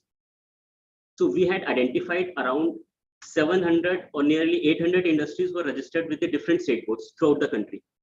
But once we start digging up the data with respect to the other ministries like Ministry of MSMEs or some other ministries which are giving them some of the profits or some other benefits, we found that there were more than the 65,000 industries which are being working or dealing with the plastic. So somewhere we lack because we don't have the sufficient data with the ministries or single organizations. And if we look into the sector-wise consumptions, we know that the packaging industry is the largest industry which is presently being consuming the plastic or expected to be grow in comparison to the other industries. And within the plastic industries, plastic packaging industries, we have the PP, which have the highest consumptions. And what could be the main reason why packaging is being increased in the last few years? We have observed in some of the cases where the packaging can be reduced or minimized up to the full extent. If you go into any of the stores, major stores, you will observe that banana is being placed in the plastic tray and wrapped with the cling films.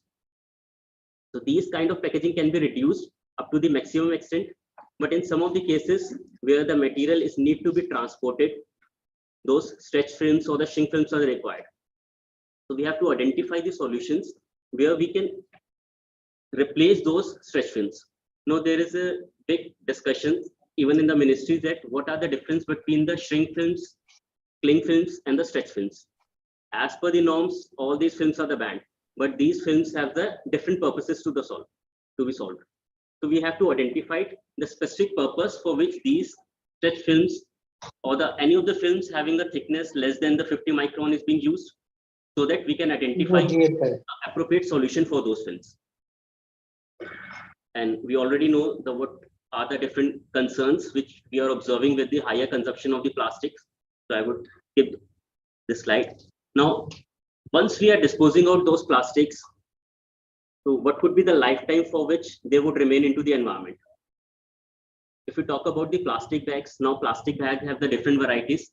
When we talk about plastic bags, we generally consider it as the PP bags having a thickness of nearly 50 microns or even lesser than that. The bags which we use to get during when we buy vegetables, those bags have a thickness of 20 to 40 microns.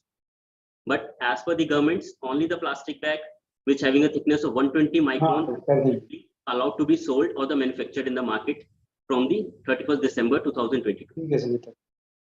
Those plastic bags have a lifetime of 20 years if disposed of unscientifically. Now these lifetimes were identified in respect to the unscientific disposal only. If you have a coffee cups, most of the coffee cups you will observe these are of paper cups, but we have a thin layer of the plastics at the outer portions so that it won't get damaged with the liquid content, and in the inner part we have a paraffin wax layers. Right? These are the layers which causes the disruption even in even if it goes into the recycling materials. The recyclers are not accepting those kind of materials. We have a Tetra Paks. Those Tetra Paks have a multiple layer of the plastics, and recycler don't accept those materials. Even if you look at the PET bottles, let us assume a cold drink bottle is there. So at the cap, we have a different temperature at which we can melt those plastic caps. But at the bottle, we have a different materials, and these bottles are wrapped with the stickers. So what the recycler has to do, he has to separate out these caps and the stickers before sending those material into the recycling facility. So these are the polymers or the different type of the plastics which we are using in order to construct this single type of product. And this is the major difficulty for the recyclers. Office copy. What are the single-use plastics? Different organizations have the different definitions, but if we go as per the Ministry of Environment and Forest and Climate Change, single-use plastics are referred as the disposable plastics, which are being used once only in their lifetimes and have a very less utility. Now, another debate comes how the government has identified those which are the plastics are single-use plastics and which can be used multiple times. A study has been conducted to identify the utility and environmental impact of the products. 5 factors were identified on the basis of the hygiene content of the product safety. Here the product safety means the product which is being carried into the plastic.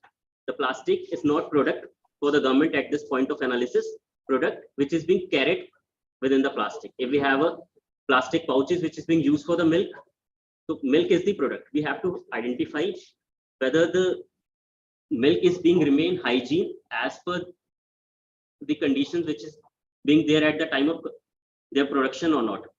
So hygiene, product safety, essentiality, social impact, and economic impact.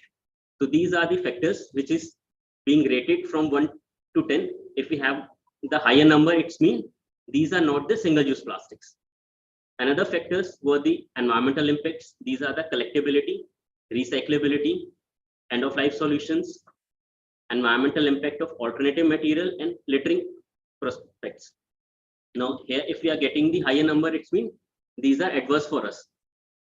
We have to get the products which are higher into the utility, higher rank, and lower rank in terms of the adverse environmental impact. Now, as an example gave by the sir, that chips packets are there. Those packets, we have a, you can call it as a lower utility because these are very lowerly collected by the recyclers, because in those plastics we have a thin layer of the plastics, thin layer of aluminiums. These are the multi-layer plastics, and multi-layer plastic are hardest to be recycled. And if we, let us assume if we have artificial flowers are there, so if you look on those flowers are constructed once and it has a higher utility. It's being once any of the household or any member would buy it, they would remain onto the shelf for at least for the 6 months if they are indoors. Sorry, if they are outdoors, and even the indoor we have the utility for 1 to 2 years. So these are the plastics that are easy to collect but have a greater utility. So we cannot directly ban those plastics. So all the materials which are come onto this right hand bottom corner matrix, this represents those are the materials which have a lower utility. It means these are disposed of after the one use only and have a higher environmental impact, either in terms of the collection, recycling, or that we don't have the, or sorry, we have the alternative available for those products.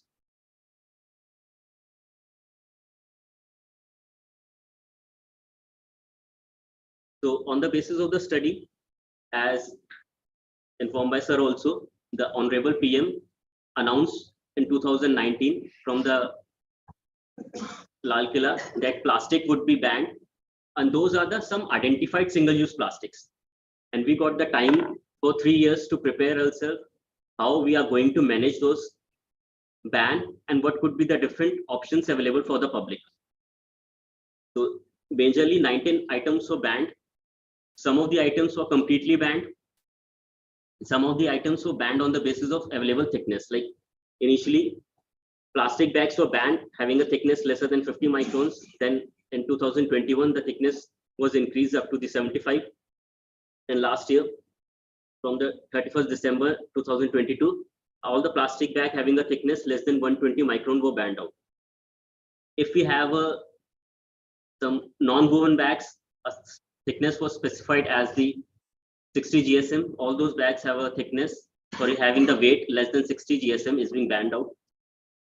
In plastic sticks, we have earbuds, balloon sticks, plastic flag sticks only, candy sticks, ice cream sticks, all those are banned. If we have thermocols specifically used for the decoration purpose is being banned, whereas it's being still in use for the packaging or other activities. All the cutlery items which are made up of thermocols or the plastics, wrapping films specifically used for the sweet boxes, cigarette boxes, invitation cards are being banned out. These are some other categories which are being banned. Now, if you look at it, here, the small plastic bottles are not banned by nations. Some of the states have banned out, like Maharashtra has banned the use of the plastic bottles having a size lesser than the 250 grams. If we go into some of the UTs like Puducherry and Andaman is there, who has banned the use of the PET bottles having a size less than the 1 liter. So these are bans specific to the states only. Now, if you look at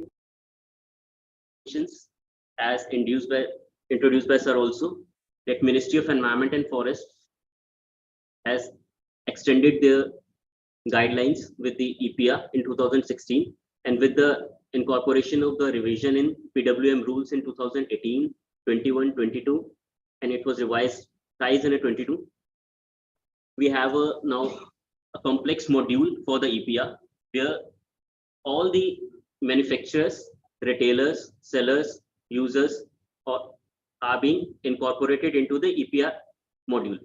Here the industries are being divided into the different categories like PIBO, where we have the importers and the brand owners. And another sector we have the PWPs, which is for the plastic waste processors. Initially, if we go with the data, prior to 2021, we were having the data of hardly 400 recyclers were there, having the capacity of recycling of 20,000 tons of the plastic annually only. But after the incorporation or the operation of these portals, as of now till the 31st March 2023, we have more than 4,800 recyclers registered with us, having the capacity of 4.8 million ton, which is greater than the plastic waste which is being produced by India. So it means if we have the facility with which we can collect all the waste, we have the capacity to recycle it up to the maximum extent. So the EPR guideline says that we have the 4 category of the plastics. Category 1 includes the rigid plastics, like shampoo bottles are there.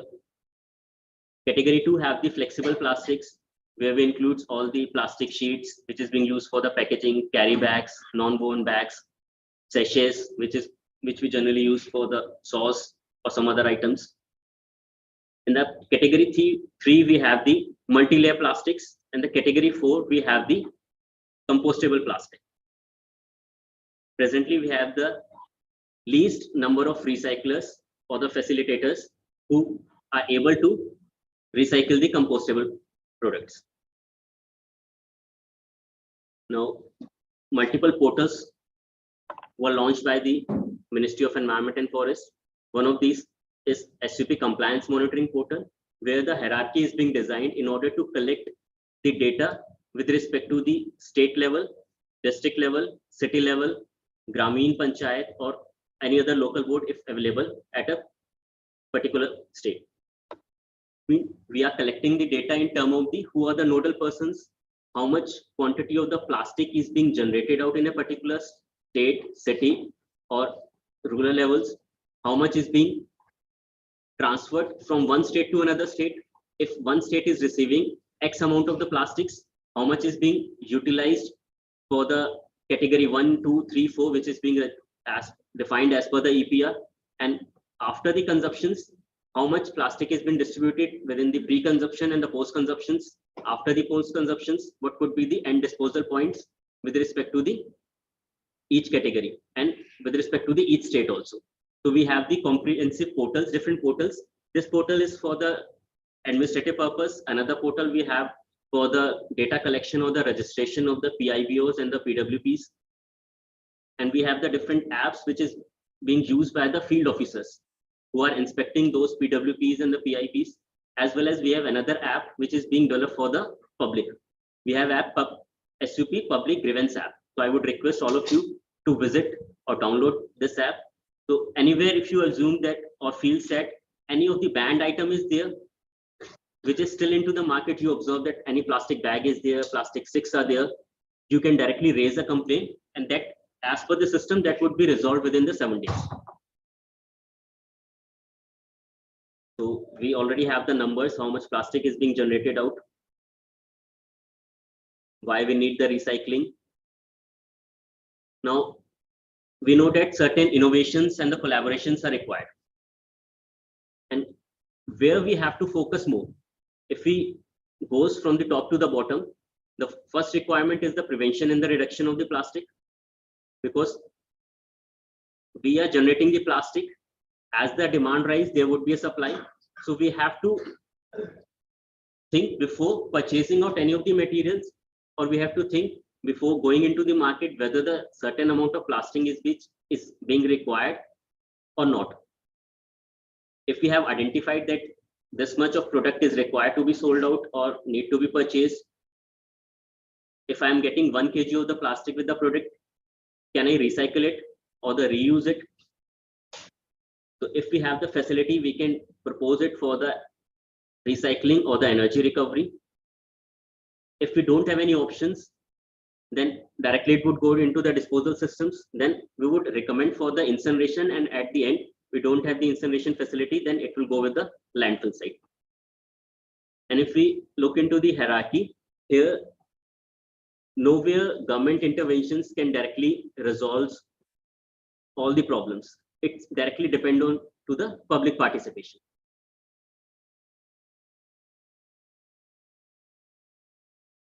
So these are some of the challenges. As I already mentioned that the thickness of the plastic bag is increased up to the 120 micron. Now these are some of the value additions of the recycled plastics. We have observed some of the industries which are converting PET bottles into the aprons, milk pouches is being converted into the waterproof films, plastic woven sacks are converting into the chains, battery cases are converting into the luggage box. So there are the different options are available which we can explore out for the conversion of these plastics. If we have the facility, it's better to use it before dumping out those plastic material. As defined by sir also, large amount of the plastic is being used for the road constructions. As we know that the plastics, these are the petrochemical products only. These have the higher binding facility. We know that when we go with the bitumen road, the major problem occur during the high rainfall seasons. Like we usually observe the potholes being constructed when we observe the high rainfall is there. But if we mix this bitumen material up to the 8 to 10% with the plastic material, this plastic has the high binding properties. It means the water is being held out for the longer time in comparison to the bitumens.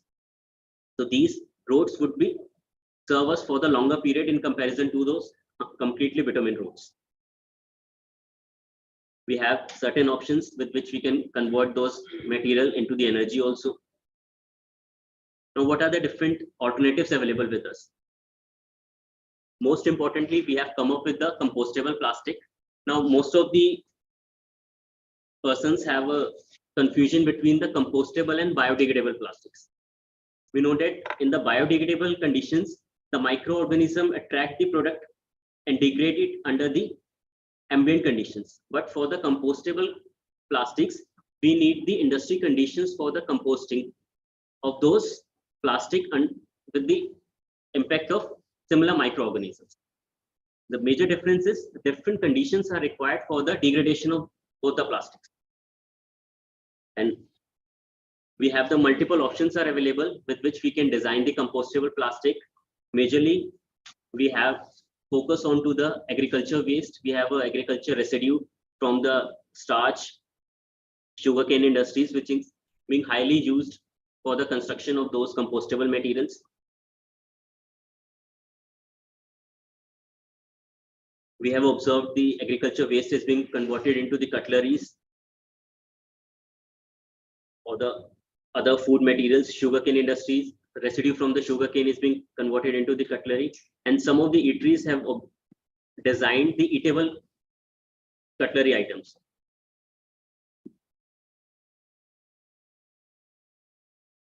So we have some of the bamboo products. The films are being replaced by the Bevex food wraps. Straws is being replaced with the stainless steel straws. These are some of the examples of PET bottles or some other products being utilized or converted to the alternatives at the global level. So I will focus on to the one of the product. These are the eatable products where the Barclays has converted their cutlery into the eatables.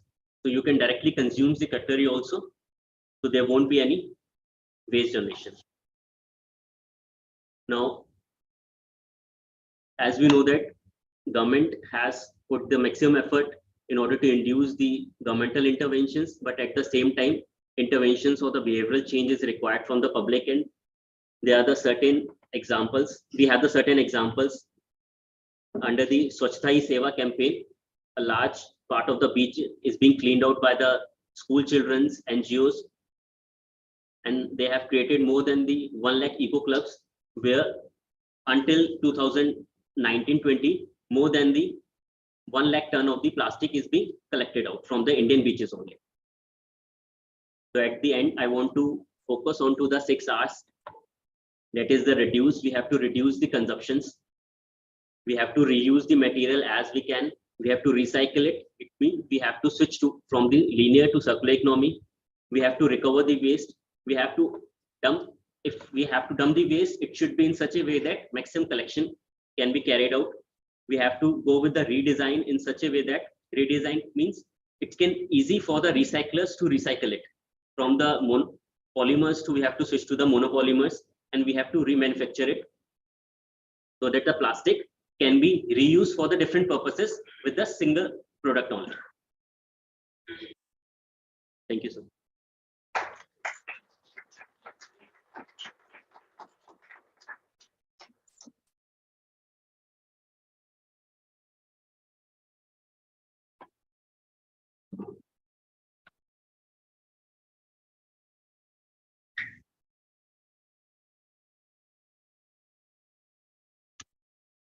Thank you, Dr. Samir Arora, for the information shared. And I think the last slide, the 6 R's, we should incorporate in our daily life to reduce the plastic pollution from our end. Now, before going further to the second phase of the program, I just want to request Shri Hira Amit Rohela ji to kindly come up on the stage.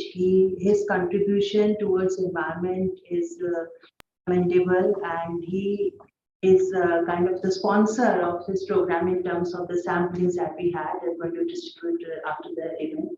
So he's going to speak up about of his initiative that he has been that implemented in the city of Gurgaon, Haryana. And,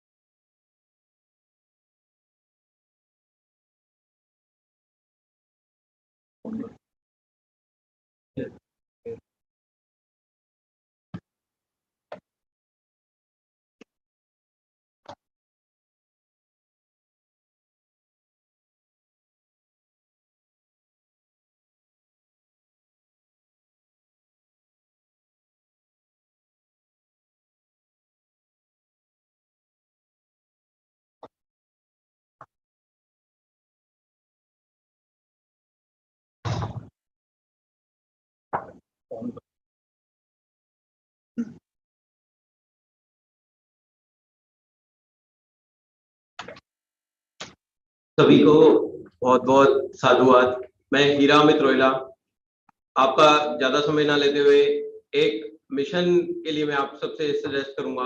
आज सबसे पहले मानव रचना के इस प्रांगण में जो आप सबने मुझे ये मौका दिया कि मैं आप सबके बीच में आके अपनी राष्ट्रीय मुहिम के बारे में आपको बता सकूं, तो जो मानव रचना ने इतना बड़ा इनिशिएटिव लिया है, आई हैं, और जो अलग अलग इंस्टीट्यूट ऑफ इंजीनियरिंग के जितने बड़े बड़े आप सब सब्जेक्ट मैटर एक्सपर्ट्स हैं, मैं as a citizen of India मेरे को एक ज़हन में आया कि मुझे भी अपने देश के लिए कुछ करना चाहिए।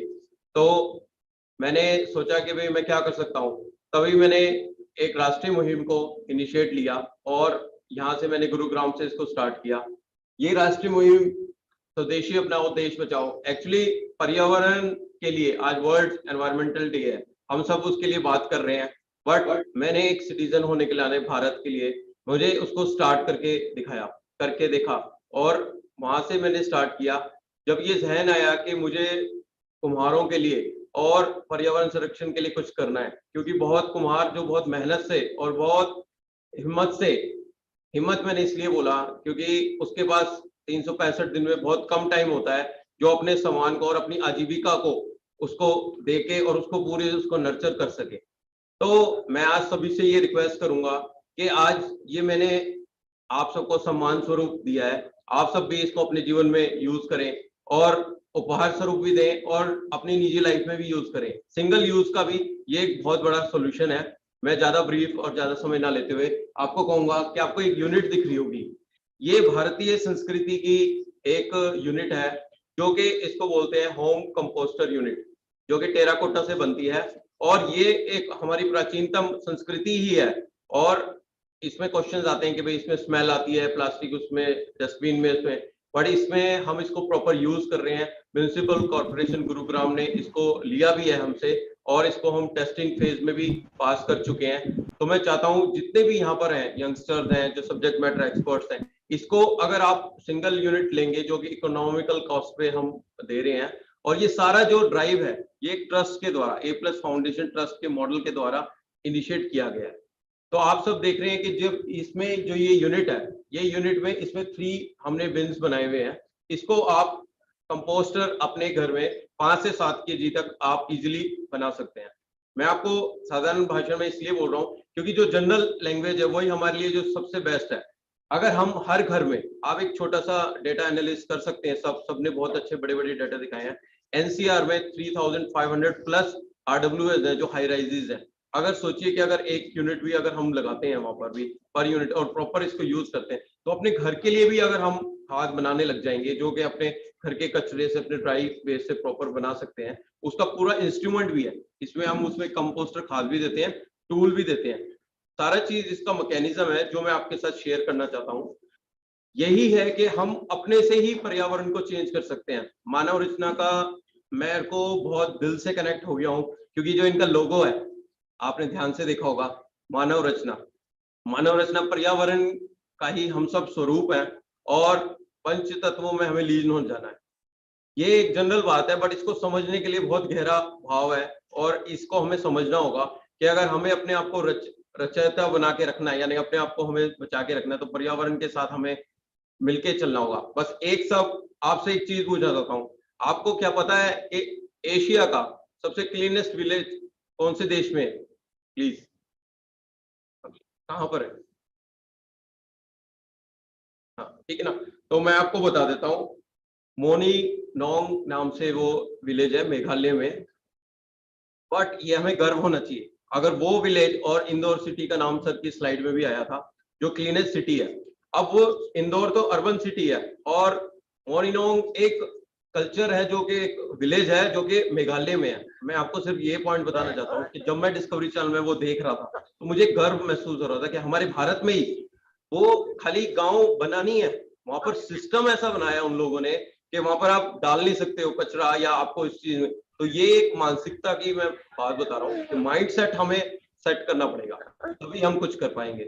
यानी कि अगर हम चेंज होंगे और करके दिखाना पड़ेगा हमें। तो विलेज में जो सरपंच हैं, जो वहाँ के लोग हैं, उन सबका इतना एक अपनी लोकल गवर्नेंस इतनी अच्छी स्ट्रांग है कि उससे उन्होंने एक्ट को करके दिखाया। यानी कि एग्जाम्पल हमारे देश में ही है, एक सिटी है और एक विलेज है। तो मैं सभी देशवासियों से और सबसे यही निवेदन करूंगा कि मिट्टी के प्रयोग आप अपने उपयोग में लाएं प्रोडक्ट्स और सामान मिट्टी को दें। और संदेश यही है कि कुम्हार मित्र बने और पर्यावरण के रक्षक बने। जय हिंद, वंदे मातरम।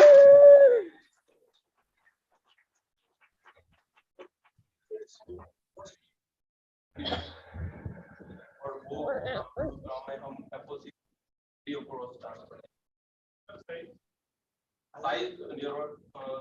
4 फीट साइज वैसे है इसके अंदर, डायमेंशन कैसे करें आपको? अच्छा मैं बता देता हूँ, एक मिनट। ये सर A+ फाउंडेशन ट्रस्ट द्वारा मिट्टी की खुशबू राष्ट्रीय मुहिम का एक नेशनल इनिशिएटिव है। उसमें आप जो वेबसाइट से ऑनलाइन भी ले सकते हैं, आप डायरेक्ट हमें कॉल भी कर सकते हैं, और जो भी मानव रचना के थ्रू आएगा और गुरुग्राम NCR है तो हम फ्री ऑफ कॉस्ट उसको ट्रांसपोर्टेशन डिलीवरी देंगे। Thank you ji sir, thank you, thank you. ये हर एक ऑर्डर आप देखेंगे कि पर्यावरण को भी इफेक्ट देगा, उस कुम्हार को जो ये बनाता है इकोनॉमी और अपने देश की इकोनॉमी में, क्योंकि चाइनीज प्रोडक्ट को ना है और अपने स्वदेशी को है। तो ये हमें खुद से लेना होगा। तो यही मैं आया था, आज सर ने जैसे आशीर्वाद दिया है ऐसे अगर सबको मिलेगा तो ये एक नॉन प्रॉफिटेबल ड्राइव में, और आपको सर जो भी आप मेरे को पेमेंट देंगे वो ATG में क्लेम होगा, क्योंकि ये टैक्स क्लेम होगा। थैंक यू सर, यही मॉडल है। Thank you.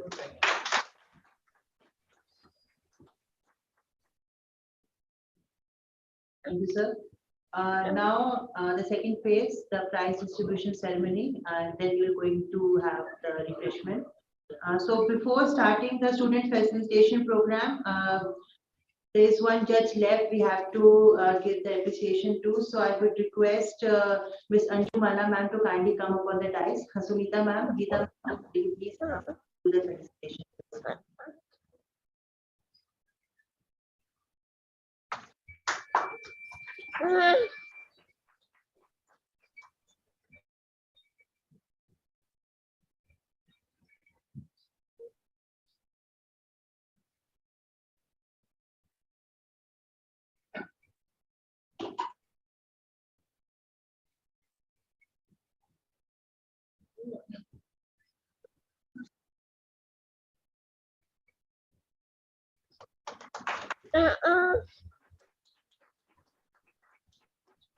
I would request Sunita ma'am and Geeta ma'am to be on the dais, please. I request all the senior dignitaries of IEI, Urai sir and JP Singh sir, Satyendra sir, Dr.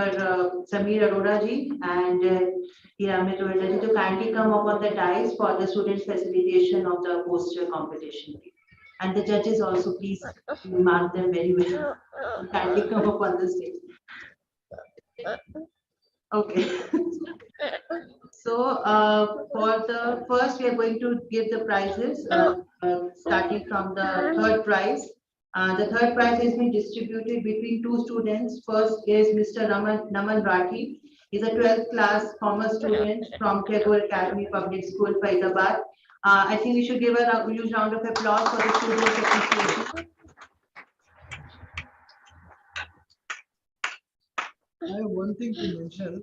II has there's a cash prize for these prize winners, and II had a prize of first, second, and third. But first we saw and judges recommended, so we have given another third prize, the same amount. It is not to be shared, but the amount will be the same amount which is being given. So it's a privilege.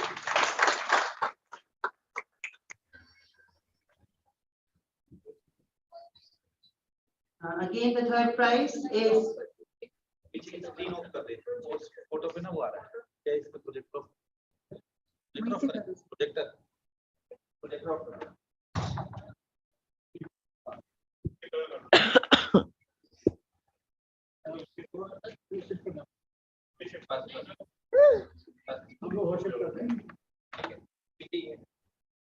Third prize is Gulshan Chabra, fourth semester, civil engineering branch.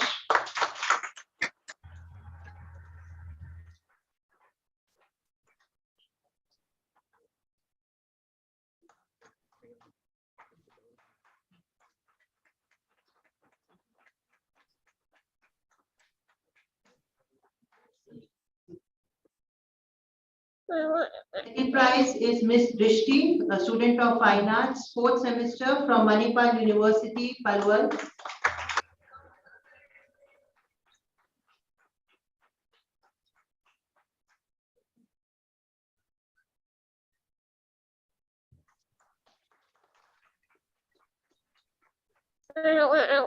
And the first prize goes to Miss Priya Singh, Department of Biotechnology, fourth semester, FET MIRs.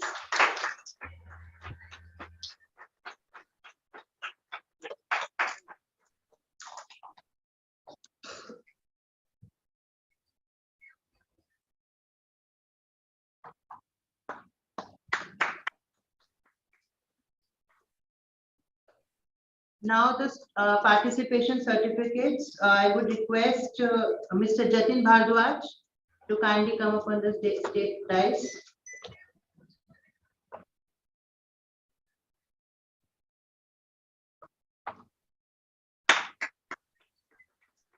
Next is Ms. Ishika Malik of Biotechnology Department.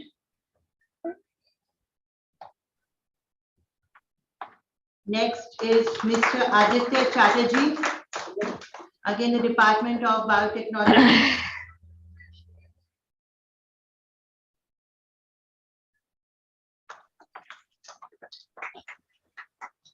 And now Mr. Rahul, again from Mr. Department of Biotechnology.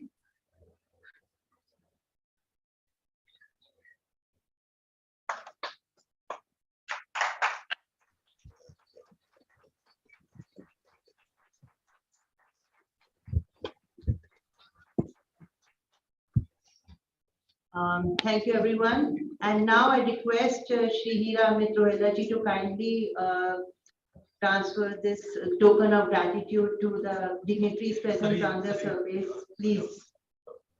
एक second में बोल हाँ जी। मैं आई से sir एक request करूंगा कि मैंने आपका जो प्रेजेंटेशन देखा था उसमें जो आपने एक नॉमिनल फीस है जो शायद 2500 थी उसमें थोड़ा कम करके उसको कर दिया है वो मैं चाहता हूं कि जो मैं कुम्हारों के बीच में और उसमें चाहता हूं तो उनमें से कोई इंजीनियर वो आए तो मैं एक पोस्ट बनाना चाहता हूं उसको एक इनिशिएटिव की तरह लेना चाहता हूं कि उसमें से अगर कल को जो आए तो वो A+ फाउंडेशन उसको बिल्ड करेगी और उसमें से अगर मैं कुछ कर पाऊँ तो वो एक आपसे एक मुझे एक पोस्ट चाहिए होगा सो दैट मैं ये इनिशिएटिव ले सकूं कि वो जो फीस है वो एक छोटा सा जो भी कंट्रीब्यूशन A+ फाउंडेशन कर सके तो वो मैंने बैठे बैठे सोचा था। Thank you sir. First of all, the speakers of the today's session, Shri Satyendra Sai ji.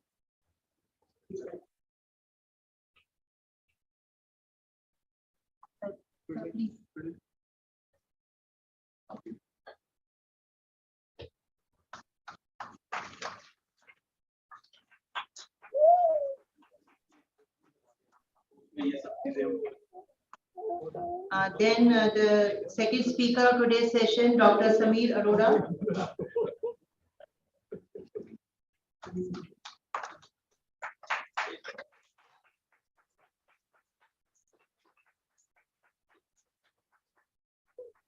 Next is Mr. JP Singh, past chairman FIE.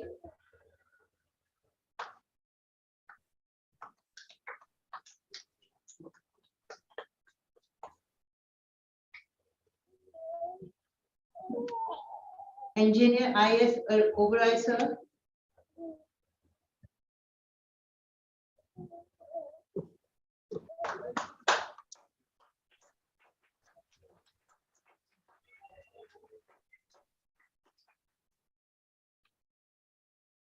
Next is Mr. Malla, sir, Mr. Pradeep Malla.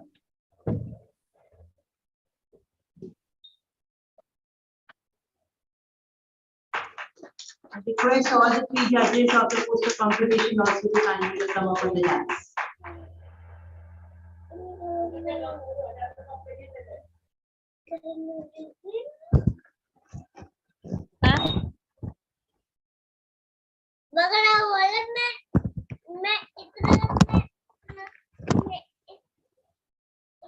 ये वाला कौन देखो कभी नहीं होगा बगड़ा मेरे भाई समझ रखिएगा क्योंकि क्वेश्चन ये सारे एक्सपीरियंस से करके बहुत अच्छा है।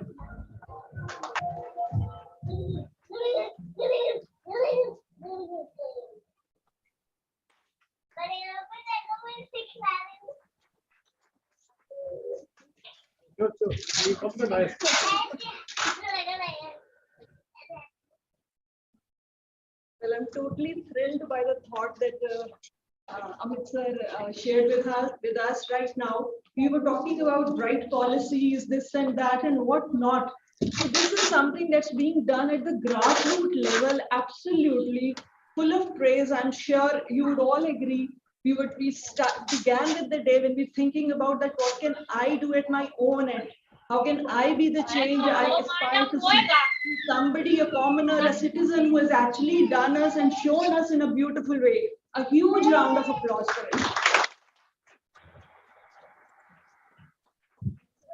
The students who took the initiative to participate, seriously, it was a tough competition, not so easy for us to adjudge. So kudos to all those who participated. This is the spirit that you should have even at this age. You should continue going for various things that you possibly can. Going in for those labels, those brands, those prizes does not matter much. What matters is that you're doing it, and that really makes a lot of difference. So I would tell you, I would suggest humbly that you should continue to be participative and as multifaceted as possible. So thank you once again for everything.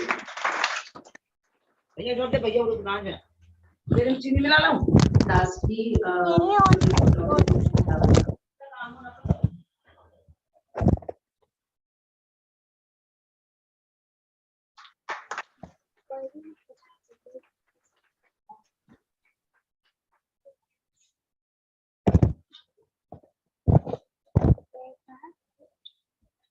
now for the faculty appreciation, first is presented to Professor Dr. Sunita Bansal ma'am for agreeing on the conduction of this wonderful and successful program jointly organized with the Institute of Engineers Faridabad chapter.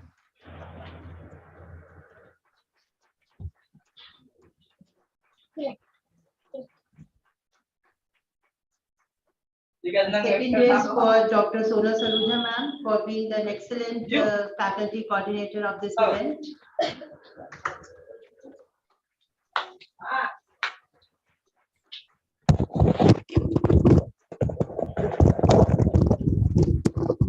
And the special consideration to Mr. Habum Derek Singh for presenting such a deep themed poster. He is one of the faculty from Department of Civil Engineering itself, and you can see his creation of work in the stand itself.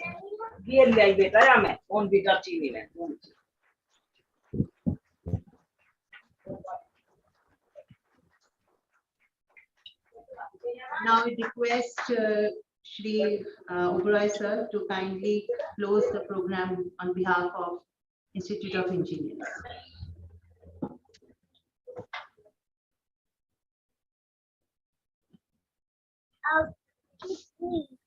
Yeah, thank you very much. Honorable Pro Vice Chancellor Dr.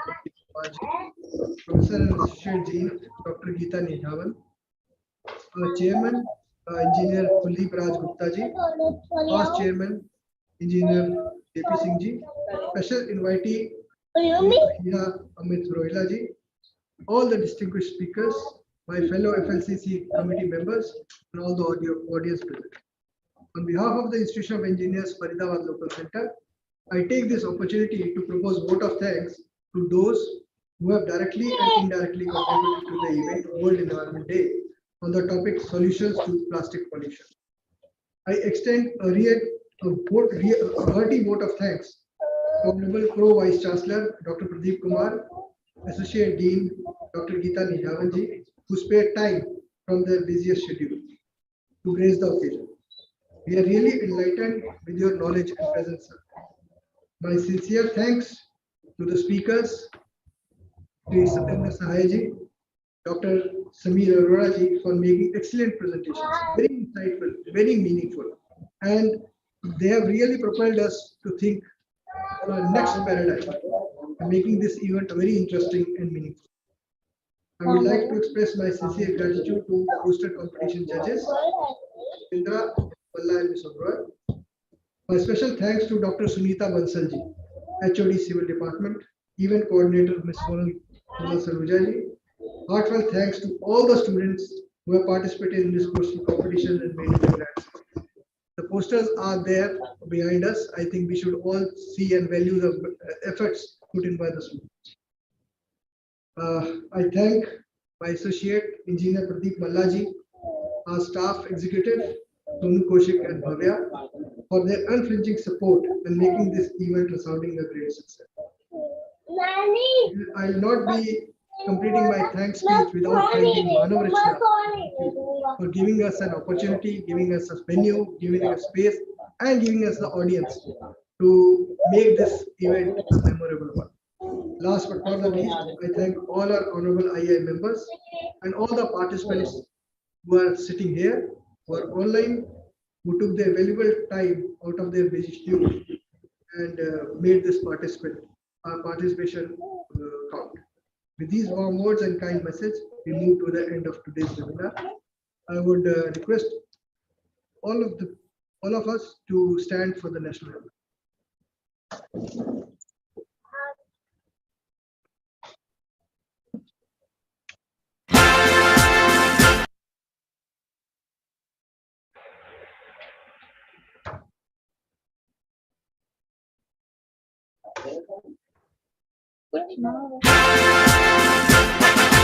Jana Gana मन अधिनायक जय हे भारत भाग्य विधाता पंजाब सिंध गुजरात मराठा द्राविड़ उत्कल बंगा विंध्य हिमाचल यमुना गंगा उच्छल जलधि तरंगा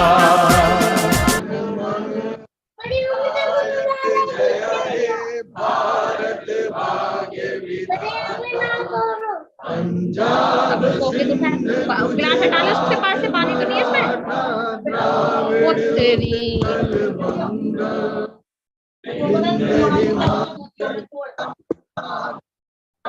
उच्छल जलधि तरंगा तब शुभ नामे जागे तब शुभ आशीष मांगे गाए तब जय गाथा जन गण मंगल दायक जय हे भारत भाग्य विधाता जय हे जय हे जय हे जय जय जय जय हे।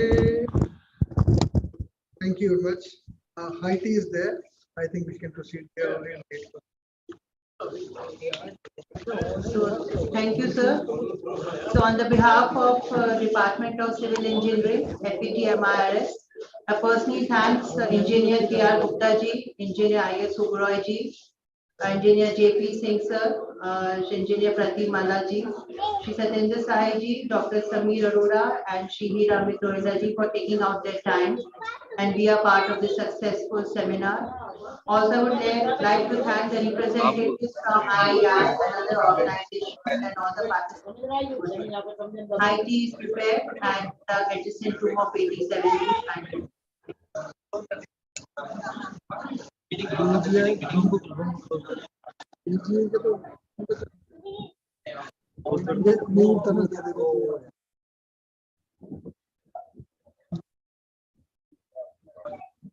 कर दो।